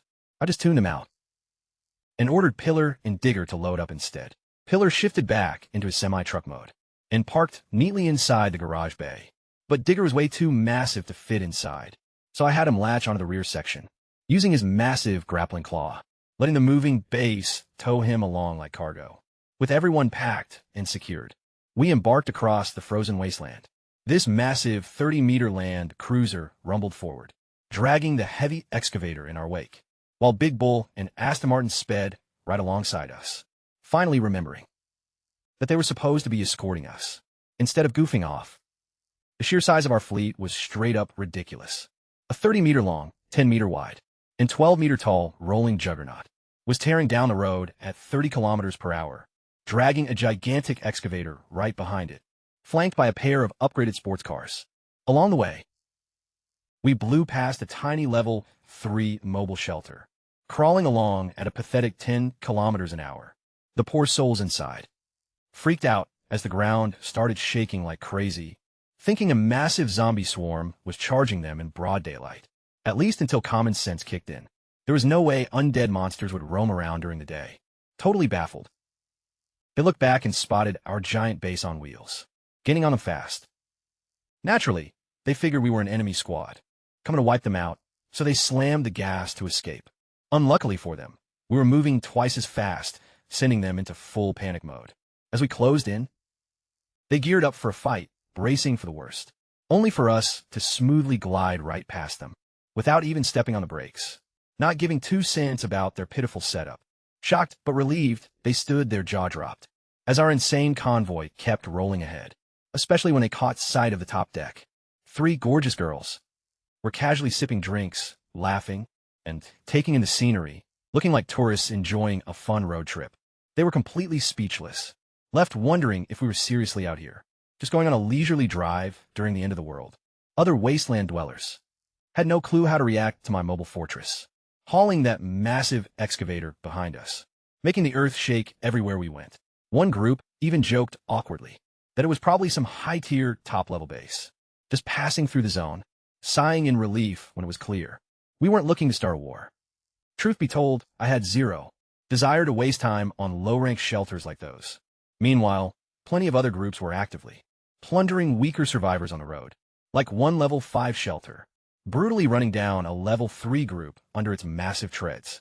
I didn't bother picking a fight with any of them, since weak bases had absolutely nothing worth looting, compared to the jackpot waiting for us in the city ruins up ahead. After a brutal 13-hour drive, swapping drivers along the way, we finally made it to the gorge, surrounding our target destination. Around 1 in the morning, dozens, if not hundreds, of zombies were prowling the area in the pitch black. But my shelter, the Cosmic Emperor, was now pushing nearly 50 meters long and with Digger hooked up behind it, it completely overshadowed everything in sight. Even the undead instinctively scrambled out of our way, smart enough to know they'd be turned into paste under our heavy-duty tracks. Since we were planning to set up camp nearby, I ordered the girls to clear out the perimeter before we part for the night. They locked and loaded. Limu Yao grabbed her Barrett sniper rifle, while the twins geared up with their energy and lightning bows, and scaled their way up to the shelter's roof platform, standing a solid 12 meters off the ground, which gave them the ultimate vantage point to look down at all the surrounding chaos. From high above, they began picking off the undead, with deadly precise headshots, as Limu Yao's Barrett instantly deleted high-tier zombies from existence, while the twins backed her up with energy arrows, shredding through every target in their line of sight. In just a matter of minutes, they had wiped out nearly 200 zombies, including a formidable Tier 3 elite that was attempting to rally the horde around it, right before Limu Yao sniped it out of the sky in one shot. That total kill streak dropped roughly 200 stat points in total, so I went ahead and dumped 160 of those points into the twins, boosting their physical stats to triple that of an average human, bringing them right up to par with Limu Yao, while pocketing the remaining points for myself. Checking my own status panel right after, I realized my baseline stats were now sitting at roughly 15 times normal human power across every single attribute, meaning I could easily go toe-to-toe with Tier 4 elite zombies without even breaking a sweat, though I still wasn't satisfied just yet. My ultimate goal was enough raw power to completely obliterate Tier 8 monstrosities with a single barehanded strike down the line. Once we finally pulled up safely right beside the canyon, I expanded the shelter back into its stationary outpost setup and immediately deployed my mech unit straight into the urban ruins to execute a full sweep of the area. I gave them explicit orders to refrain from using heavy energy blasts that would vaporize the targets completely, since total annihilation meant destroying all the valuable loot drops. Big Bull, the Corvette unit, and the Aston Martin mech shifted into combat mode and tore right into the ruined city. Without a second thought, and before long, the entire landscape echoed with the screeching screams of terrified zombies and continuous flashes of heavy artillery fire, lighting up the deep canyon below, like some kind of apocalyptic pyrotechnic show. To any ordinary survivor, a city like this would have been a total death sentence, absolutely crawling with lethal abominations, far beyond what anyone could hope to survive. But in my eyes, it was nothing more than a massive jackpot of resources, just waiting to be harvested, and I was taking full control of this city. No two ways about it. Yet even with my heavy machinery, I came to realize that a mere 11 members, consisting of 6 Guardian units, 3 girls, and myself, was nowhere near enough boots on the ground to properly secure a sprawling metropolis of this scale, meaning recruiting more forces and upgrading the shelter further remain my top priorities moving forward. After enjoying a quiet night, watching the distant flashes of artillery fire reverberating across the urban wasteland, I woke up to the 3rd day of our grace period, leaving us with exactly 4 days before the next calamity strikes. Stepping out into the open air, I saw Big Bull, the Corvette, and the Aston Martin had already made their return, signaling that the urban zone had been completely purged. Walking in to personally inspect the aftermath of their slaughter, I found the streets completely carpeted with zombie corpses and scattered loot drops, mostly everyday supplies, like bottled water and packs of instant ramen, stuff that barely registers as impressive to me anymore. Yet still, incredibly valuable trade fodder for other desperate survivors who were far too terrified to step foot inside these ruins themselves. So I had Limu Yao gather up every single drop, cataloging standard equipment, along with close combat gear on the open market, while keeping all firearms exclusively for our own use. Then Big Bull and I pushed toward the urban center, actively hunting down vehicles worth upgrading. Since my mechanical squad still only totaled 6 members, fortune smiled on us again when I happened upon a luxury pre-owned car dealership, crammed with high-end models like BMWs, Mercedes, and Audis, even Bentleys and a striking orange Rolls-Royce Phantom. Quite an impressive lineup. Yet none of them surpassed what I already owned. Right as I was thinking about calling off the search, Big Bull caught sight of something unusual. Situated in the dealership's back lot, an enormous object caught up in the overhead utility lines, casting a bizarre silhouette, resembling massive helicopter rotor blades. Driven by curiosity, I walked over with him, and what I discovered left me completely speechless. A genuine military attack helicopter, measuring roughly 20 meters in length, dangling precariously from tangled power cables. 3 stories up in the air, looking as though it had been shot down at some point. An authentic Black Hawk helicopter, resting right here amidst this primitive, frozen wasteland. I simply couldn't believe my eyes. Scrambling up for a closer inspection, I confirmed it was actually intact despite being suspended there. It was clearly an older model, but still a fully functional attack chopper. Without a second thought, I triggered a fire seed upon it. Instantly, a surge of blue energy washed over the aircraft at once, and it began to shake violently, gears clicking and grinding away as the transformation kicked off, right there while still snared in the wires. Within seconds, it had morphed into a 12-meter tall mech, still stuck and fighting against the cables. I gave Big Bull the signal, and he swiftly sliced through the wires, using his electrified hook, freeing it completely once and for all. The moment it was free, it briefly reverted to chopper form, its rotors kicking up a fierce gust of wind, before touching down softly, and shifting once more into its full robotic shape. It dropped respectfully to one knee, and identified itself as Mechanical Life Form Number 7. This beast was massive, towering even over Big Bull, clad in an intimidating dark gray military paint scheme paired with glowing red optics. Checking its stats, the numbers were downright absurd. 5,000 strength for 1,000 agility, and an 8,000 firepower output, far outclassing anything else currently in my roster. This finally felt like a legitimate war machine. With something like this stationed permanently on my mobile bases, upper deck and ready to deploy at a moment's notice, I seriously doubted anyone else out here had anything, even remotely close to it. I christened my newest mech Black Hawk, and assigned him to patrol the entire expanse of city ruins.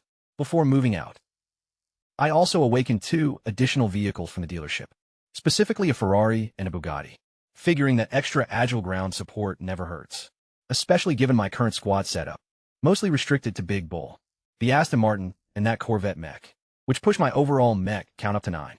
It still wasn't enough for long-term defense, but it'd do for now, so I packed up and headed home, with our new additions right behind me. Honestly, it was quite the spectacle. 3 high-end supercars, and a massive black gunship, rolling through the frozen wasteland, looking like something straight out of an armed military convoy. Meanwhile, back at the base, Li Mu Yao spotted the helicopter flying in from off in the distance, while she was cooking dinner up on the top deck, leaving her completely speechless. Jiang Ming figured she was just messing around at first, because let's be real, attack choppers had no business showing up in an icy wasteland. That is, until she glanced up herself and saw it closing in, panicking instantly and grabbing her bow, thinking an enemy was attacking us. I quickly yelled out that it was friendly, before things escalated, and once the chopper touched down and transformed into its massive mech form, right in front of their eyes, the girls were left totally mind-blown. Jiang Yao instantly demanded to know where on earth I managed to find something like that. So I explained how I found it wrecked in the city ruins, shot down and wrapped up in power cables, right before I powered it back up. They figured it probably existed way back, even before the city ruins themselves got dragged into this world, which honestly made total sense. Shifting gears, I asked about how their sales were going from earlier, and Li Mu Yao excitedly hyped up that they had managed to sell practically everything we salvaged from those ruins, pulling in 30,000 coal total, or what people now casually call coal coins, the main unofficial currency across this entire frozen wasteland. That stash alone was worth roughly 2.5 years' worth of survival fuel, an absolute fortune by normal standards. Now, since I already had infinite nuclear power, the raw coal itself was useless to me personally, but it could still trade for key materials like ore and steel. So I told her to keep flipping everything we didn't need for ourselves. Honestly, with an entire ruined metropolis basically serving as my personal, never-ending resource farm, I had a feeling this coal currency was going to become ridiculously valuable down the road. If I ever decided to strip mine and liquidate every single thing from that city, I was probably sitting on hundreds of millions in total market value, completely unaware to everyone else out here, who were still desperately struggling just to survive another day. The girls just nodded along, fully trusting whatever call I made. Dinner that evening was simple as usual, followed by a good night's sleep, cozy and protected by 9 robotic sentinels, standing guard outside. Truly the most peaceful night I'd experienced since being dropped into this world. Jean Ming ended up spending the night with me. When the next morning rolled around, I woke up to find Jean Yao looking completely drained. heavy dark circles hanging under her eyes, staring right at me with this weirdly salty look on her face. Pretty confused, I asked her if I'd done something wrong, but she insisted that everything was totally fine, even though it was obvious something was seriously bothering her. Something she just couldn't bring herself to explain out loud. See, thanks to the bizarre telepathic connection these twins shared, whatever her sister went through the night before, she basically felt every single bit of it right alongside her. Jean Yao couldn't really explain why she was so exhausted, without totally blowing her own cover, so she just brushed the whole thing off, claiming she was still getting used to the new location. I had a pretty good idea of what was actually going on, just by reading the look in her eyes, but I didn't bother calling her out on it. Instead, I told her to take the day off and get some rest, which immediately threw her into a panic. She adamantly insisted on working instead, clearly desperate for anything that could take her mind off her own intense frustration. I decided to let it slide without prying any further. That day played out pretty much like the previous one, with our full focus on stripping the city ruins of every valuable scrap we could find, sending the girls out in several teams to scavenge even more high-value resources. Just as they were heading out, the system popped up with a pretty interesting update. The weather was looking completely clear. Day 4 of the calm period was smooth sailing. And most importantly, in just 10 days, an official gold coin system was going to launch across the entire frozen wasteland, converting all existing coal at a 1-to-1 ratio directly into gold coins. This gold could be used in an upcoming global market to purchase top-tier construction materials, rare blueprints, and unique items. Now that definitely caught my attention right away. With coal basically on the verge of becoming the world's universal currency, and me sitting on a gold mine of free supplies from an entire modern city, this was pretty much a literal license to print money. I immediately went all in, flooding the marketplace with massive stockpiles of food and daily necessities. I put up fresh bread, sausages, instant ramen, bottled water, canned goods, and even hot pot sets at dirt cheap prices way below standard value. Since my entire supply chain literally cost me zero effort, the response was instant chaos. Other sellers immediately accused me of ruining the market, completely lost as to how I had access to such an insane variety, even joking that I must have stumbled upon a massive supermarket somewhere. I played right along, broadcasting a public announcement, offering practically anything people could ever need, cheap and an endless supply, making word spread like wildfire, especially when all those desperate survivors realized I wasn't faking it, like this one starving girl, down to her very last 20 coal, after going 2 whole days without eating a single bite, who timidly asked if I was really selling actual bread for that cheap. When I confirmed it and sent the order over, she nearly broke down in tears, overwhelmed by how cheap it was, and just how massive of a steal it was compared to standard market rates. So right then and there, she blew her whole stash on extra supplies. I even threw in a free bonus item if she helped spread the word around, and she eagerly hyped it up all over the regional chat, convincing a ton of doubtful survivors to come check out the shop for themselves. I kept riding that exact momentum, hooking up anyone who promoted my listings with nice little freebies, and in just one single morning, I managed to clear out nearly 20 tons of stock, pulling in a grand total of around 15,000 coal. But my biggest issue hit me real quick. The massive demand was way more than I could ever handle on my own. If I just had a few extra hands, I figured I could easily push 200 tons daily, instead of a measly 20. And right then, I remembered Chun Wu Shuang, my go-to-trade partner, who had plenty of workers under his belt. So I shot him a message straight away, asking if he could lend me some manpower to help manage all the sales, considering how desperately I needed extra help to keep up with the insane demand for coal. But as it turned out, Chun Wu Shuang had already picked up on the chaos I was causing in the market. And honestly, with how much commotion I created by undercutting everyone with ridiculously low prices, it got to the point where rival traders were literally scheming to track me down and wipe me out. He pointed out that I was listing my items way too cheap, even high-value luxuries like hot pot seasoning, which I was tossing out for a dirt cheap 5 coal. When I questioned why that mattered, he broke down the actual market economics for me. Your average broke survivors couldn't afford luxury items, no matter how cheap they were, since they had no money anyway. On the flip side, major shelter leaders running thriving bases had tons of coal sitting around, and were practically dying for quality-of-life upgrades, especially since that kind of stuff never drops from random supply crates. Naturally, So selling dirt cheap to people who couldn't buy anyway was essentially running a charity, whereas setting proper prices for wealthy faction leaders would actually maximize my profits to the limit. Intrigued, I asked him what kind of price tag he'd actually suggest. He recommended cranking that hot pot seasoning all the way up to 100 coal per pack, explaining that luxury pricing relies entirely on scarcity and status, rather than its actual production cost. To a rich shelter leader, 100 coal was a drop in the bucket compared to finally enjoying a delicious hot pot after surviving on bland rations for weeks. Totally blown away by his sharp business acumen, I straight up offered him a full partnership, proposing that he pack up his current shelter and merge with mine for good. He just laughed it off, pointing out that he was already running a massive level 6 shelter with over 50 members, way too well established to give up just to join a level 5 operation like mine. Still, he agreed to send some of his crew my way regardless.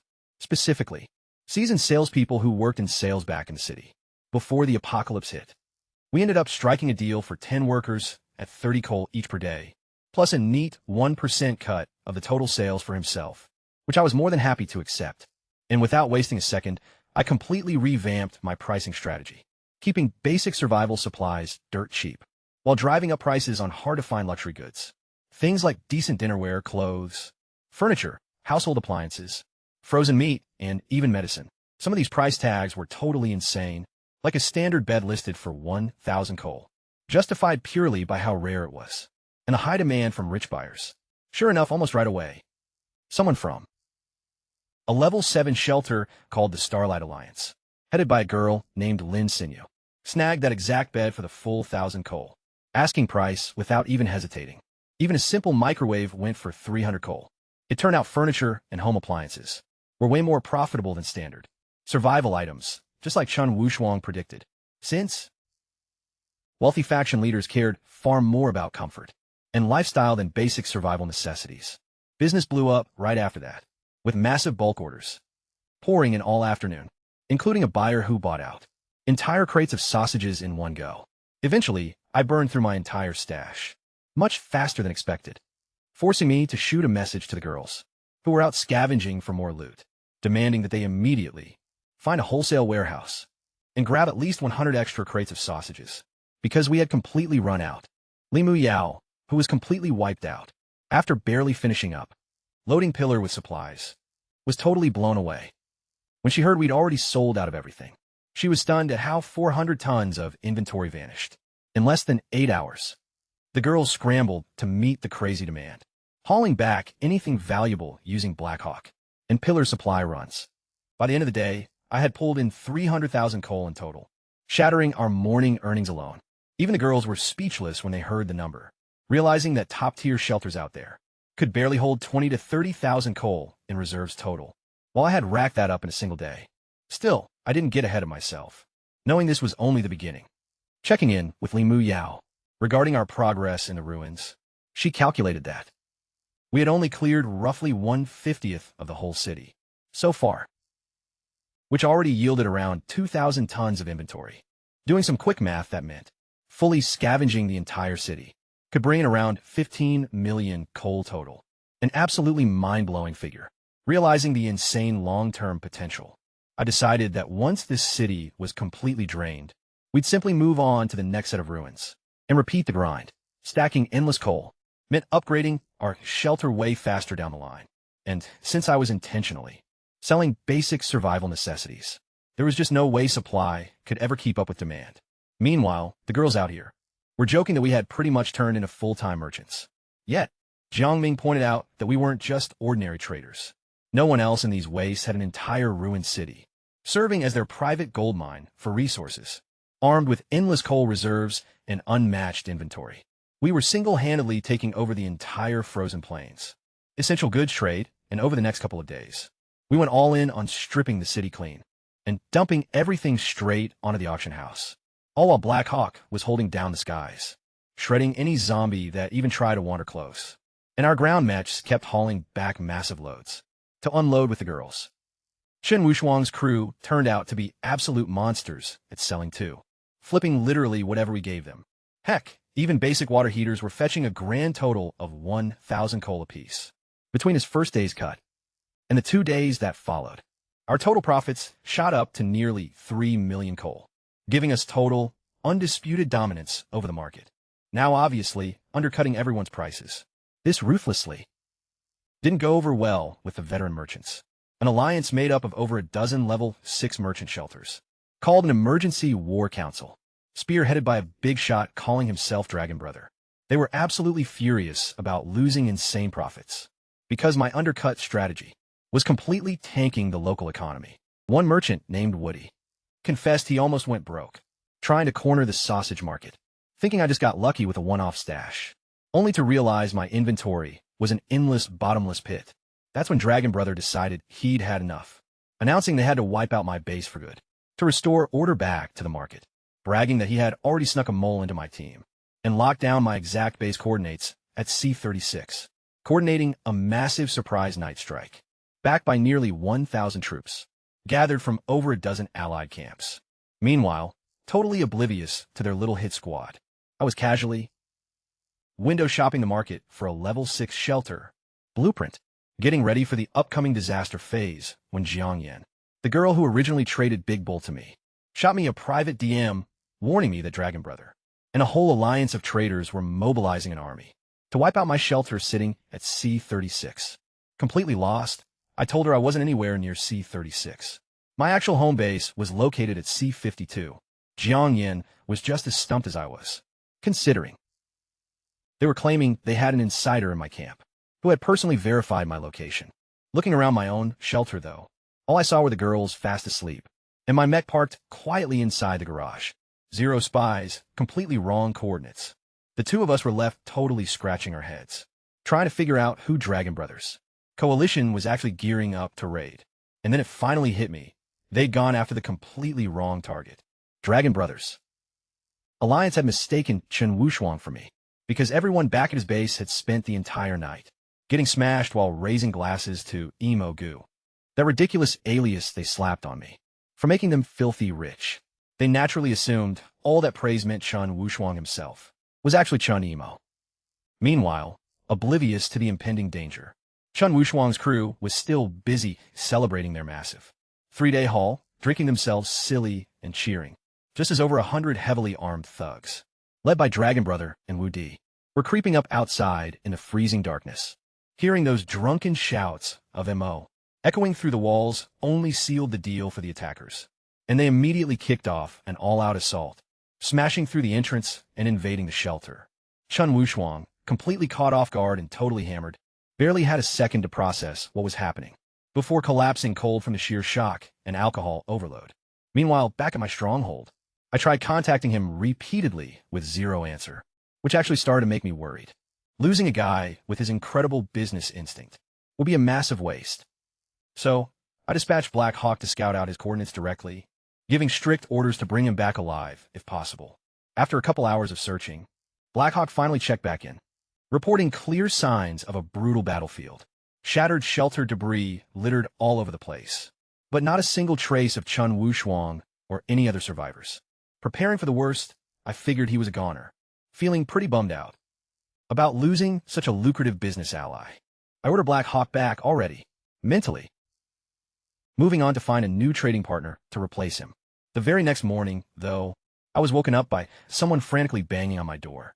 Pretty annoyed at getting disturbed so early, I stepped outside only to find a completely disheveled, soot-covered young woman with ripped clothes and messy hair, looking like she had just barely survived absolute nightmare. It's still somehow strikingly gorgeous amidst all the mess. The second her eyes locked onto me, she threw herself right into my chest, sobbing hysterically and crying her eyes out about losing everything in a single night. Completely caught off guard by this sudden hug, I stared down in complete shock until the reality suddenly clicked. It was Chen Wushuang. As it turns out, Chen Wushuang had actually been a woman this entire time, disguising her gender and running a voice changer ever since the apocalypse hit, most likely to keep herself safe. After surviving that brutal raid last night, with barely 20 out of her original 50 members left, having lost virtually everything they owned, besides a few leftover stacks of coal, she had rushed straight to me, desperate for help and craving payback against Dragon Brother and Wu Di for wiping out her base.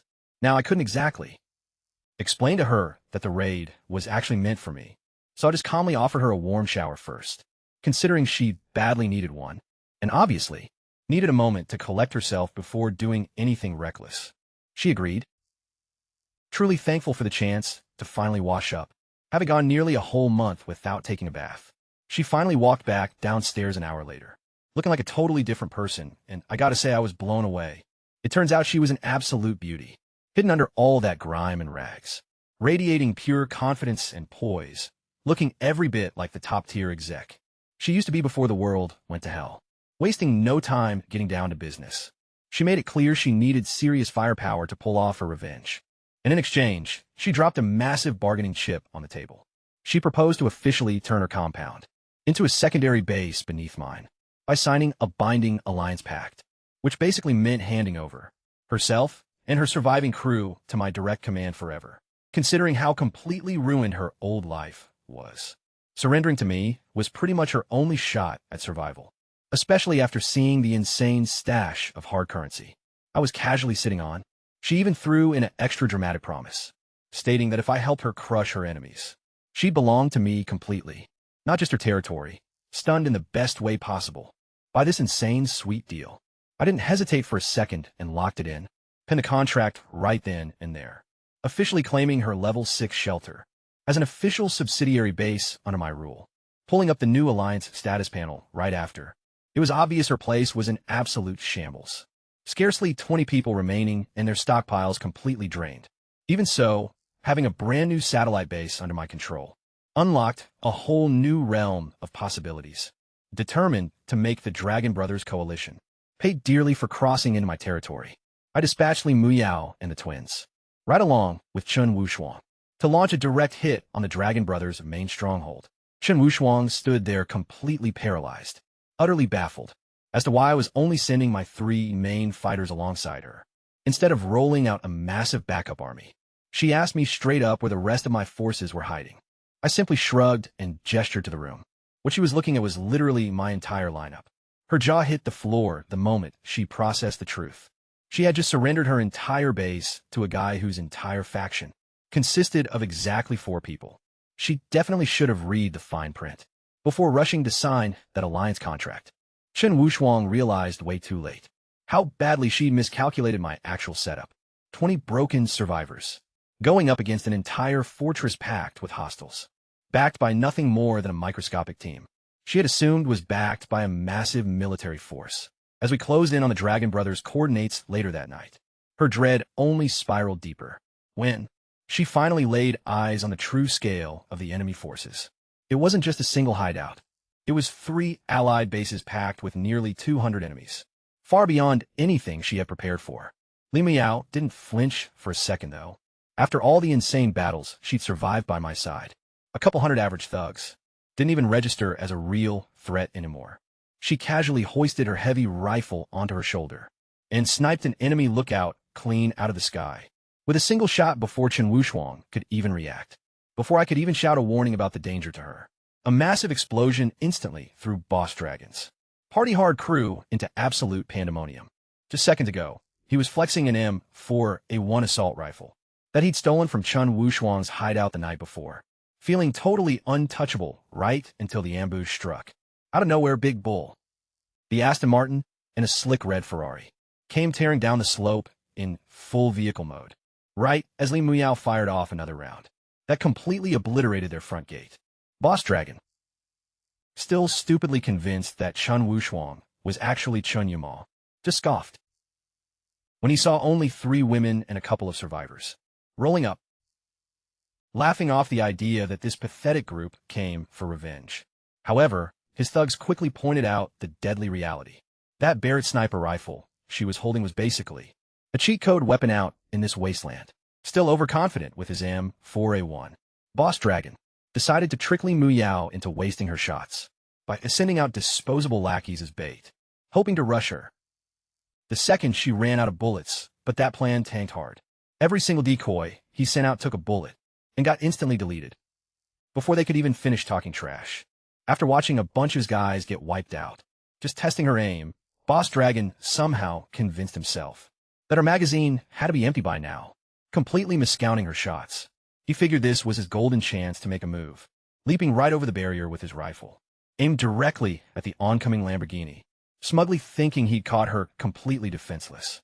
Instead, Big Bull transformed right in mid-charge, right in front of his face, towering 6 meters tall and casually backhanding him, flying across the entire battlefield, before the guy could even register what just hit him. Watching the total carnage go down from up on the hill, alongside Chun Wushuang and her remaining crew, I had sent Li Muyao, the twins' Big Bull, the Aston Martin, and the Ferrari down to settle the score. Within seconds, the basic guns Boss Dragon's thugs brought to the fight couldn't even leave a scratch on Big Bull's armor, let alone stop his momentum. He casually swiped away several attackers, using his electrified grappling hook, before unleashing his energy cannon, vaporizing clusters of survivors with every single shot. The Aston Martin and Ferrari immediately jumped into the fray, all three mechs syncing up seamlessly as they tore right through Boss Dragon's turf, while the Ferrari talked trash and flexed the whole time, clearly having the time of his life. In just moments, Boss Dragon's entire base devolved into total chaos, leaving most of his followers either dead or running for their lives. The massive insane shootout caught the eye of two nearby allied camps, whose leader, Wang Hai, stepped outside just in time to see three giant mechanical juggernauts absolutely wrecking everything in sight. He panicked instantly, mistaking these mechs for some kind of terrifying new post-apocalyptic monsters. Meanwhile, Boss Dragon, severely battered with shattered ribs, desperately begged Wang Hai for backup, confessing Chun Emo had somehow gotten her hands on terrifying mechanical beasts and was back to get her revenge. Before Wang Hai could even wrap his head around what was happening, Big Bull locked onto their location and ripped right through their defense lines too, sending dozens of men flying with just one blast. Big Bull then divided up the work, leaving the Ferrari behind to mop up the last target, while he and the Aston Martin took care of the rest. Within a matter of minutes, every single base in the area had been completely brought to its knees, leaving the survivors begging for their lives, with their hands raised high in surrender, utterly petrified by these colossal metal titans, towering over them as guards. By the time the dust cleared, out of roughly 200 fighters in total, from all three allied shelters combined, barely 40 were still breathing. They were rounded up and forced to kneel near the fire, under the glowing red glare of the mechs, looking totally crushed and bewildered, almost like they had just been snatched up by aliens. Li Muyao finally signaled over toward the hillside, where Chun Wushuang and her remaining crew were standing, completely paralyzed in utter shock, left entirely speechless, after watching three mechanical mechs single-handedly decimate a whole coalition of 200 armed survivors, without even breaking sweat. Watching from the slope, Chun Wushuang and her team were beyond mind-blown, realizing that those three luxury sports cars they had been following behind the whole time had shifted into 20-foot battle mechs, capable of wiping out 200 armed men in less than 2 minutes flat. She finally got why I never bothered recruiting more people. With that kind of insane firepower in my corner, bringing in extra bodies was totally point-free. Once the air cleared up, she snapped right back to reality and rallied her remaining crew to get some payback, striding straight up to Dragon Brother, who was still bleeding out and barely conscious on the dirt. She gave him a solid kick, making him immediately drop to his knees and cry for mercy, calling her Chun Emo and begging to be spared. That threw her off completely. Confused, she demanded he say that again. He corrected himself, calling her Sister Chun instead, thinking he had just messed up her name at first. And that's when the realization finally hit her. This entire nightmare, her base getting raided, her people slaughtered, all of it happened because they had mistaken her for me. The entire time, she let out a bitter laugh, somewhere right between furious and hysterical. Finally, understanding why over a dozen shelters had joined forces to come straight after her, coldly setting Dragon Brother straight, she laid out her actual name, Chun Wushuang, not Chun Emo, and that they only shared the same last name by total coincidence. Dragon Brother and Wang Hai both froze in place, horrified as the realization set in that they had gone after the wrong target completely. Wang Hai immediately began backpedaling, desperately trying to salvage the situation, and pinning the whole misunderstanding on, mistaking her for the mystery merchant who had been crashing the market rates, frantically offering up raw materials and a non-aggression pact just to buy his life. Dragon Brother was quick to mirror that exact deal, just as terrified. But before he could even finish begging, the Ferrari mech still clearly annoyed by the earlier trash talk. Nonchalantly backhanded him again for dissing me, leaving Wang Hai totally lost on why. Talking smack about me got him folded by a giant robot that was supposed to be backing Chen Wushuang. Chen Wushuang cold-headedly cleared the air, explaining that these war machines actually answered to me, not her, leaving Wang Hai even more bewildered about who was actually running the show here. Right on cue, the Ferrari mech initiated a holographic feed, and boom, my 3D projection popped up right in front of them all. There I was, chilling in my home base hundreds of kilometers away, feet kicked up without a care in the world, catching sight of Wang Hai and Dragon Brother. Through the transmission, I casually checked in to see if the trash had been taken out. Big Bull immediately dropped to one knee, reporting that the mission was an absolute success, addressing me with total, undeniable respect. That single bow right there sent a massive wave of pure horror straight through Wang Hai and Dragon Brother, completely mind-blown that a walking force of nature would bow down to anyone. Feeling pretty satisfied, I leaned back further, staring right at the two shelter bosses through the hologram with a smug little grin, asking, "So, heard you guys are looking for me?" Watching Wang Hai and Dragon Brother travel through the projection, crying for mercy and claiming this was all just a big misunderstanding. I didn't even bother wasting my breath. We weren't living in a civilized world anymore out here. This was pure survival of the fittest. And if I didn't have my mechs holding it down, I would have been the one left bleeding on the dirt, not them. So, I gave the order to wrap it up. Big Bull vaporized them without missing a beat. One shot each, zero mess. Basically pain-free. Anyone who tried to bolt got dragged right back and put down. 2, with Chen Wushuang and her squad getting a few extra shots off of their own. Fair enough, considering how ruthlessly Dragon Brothers thugs had slaughtered her people just the night before. Once the dust settled, Chen Wushuang asked if I wanted all the leftover loot from the 3 wiped-out bases. Obviously, free loot is free loot.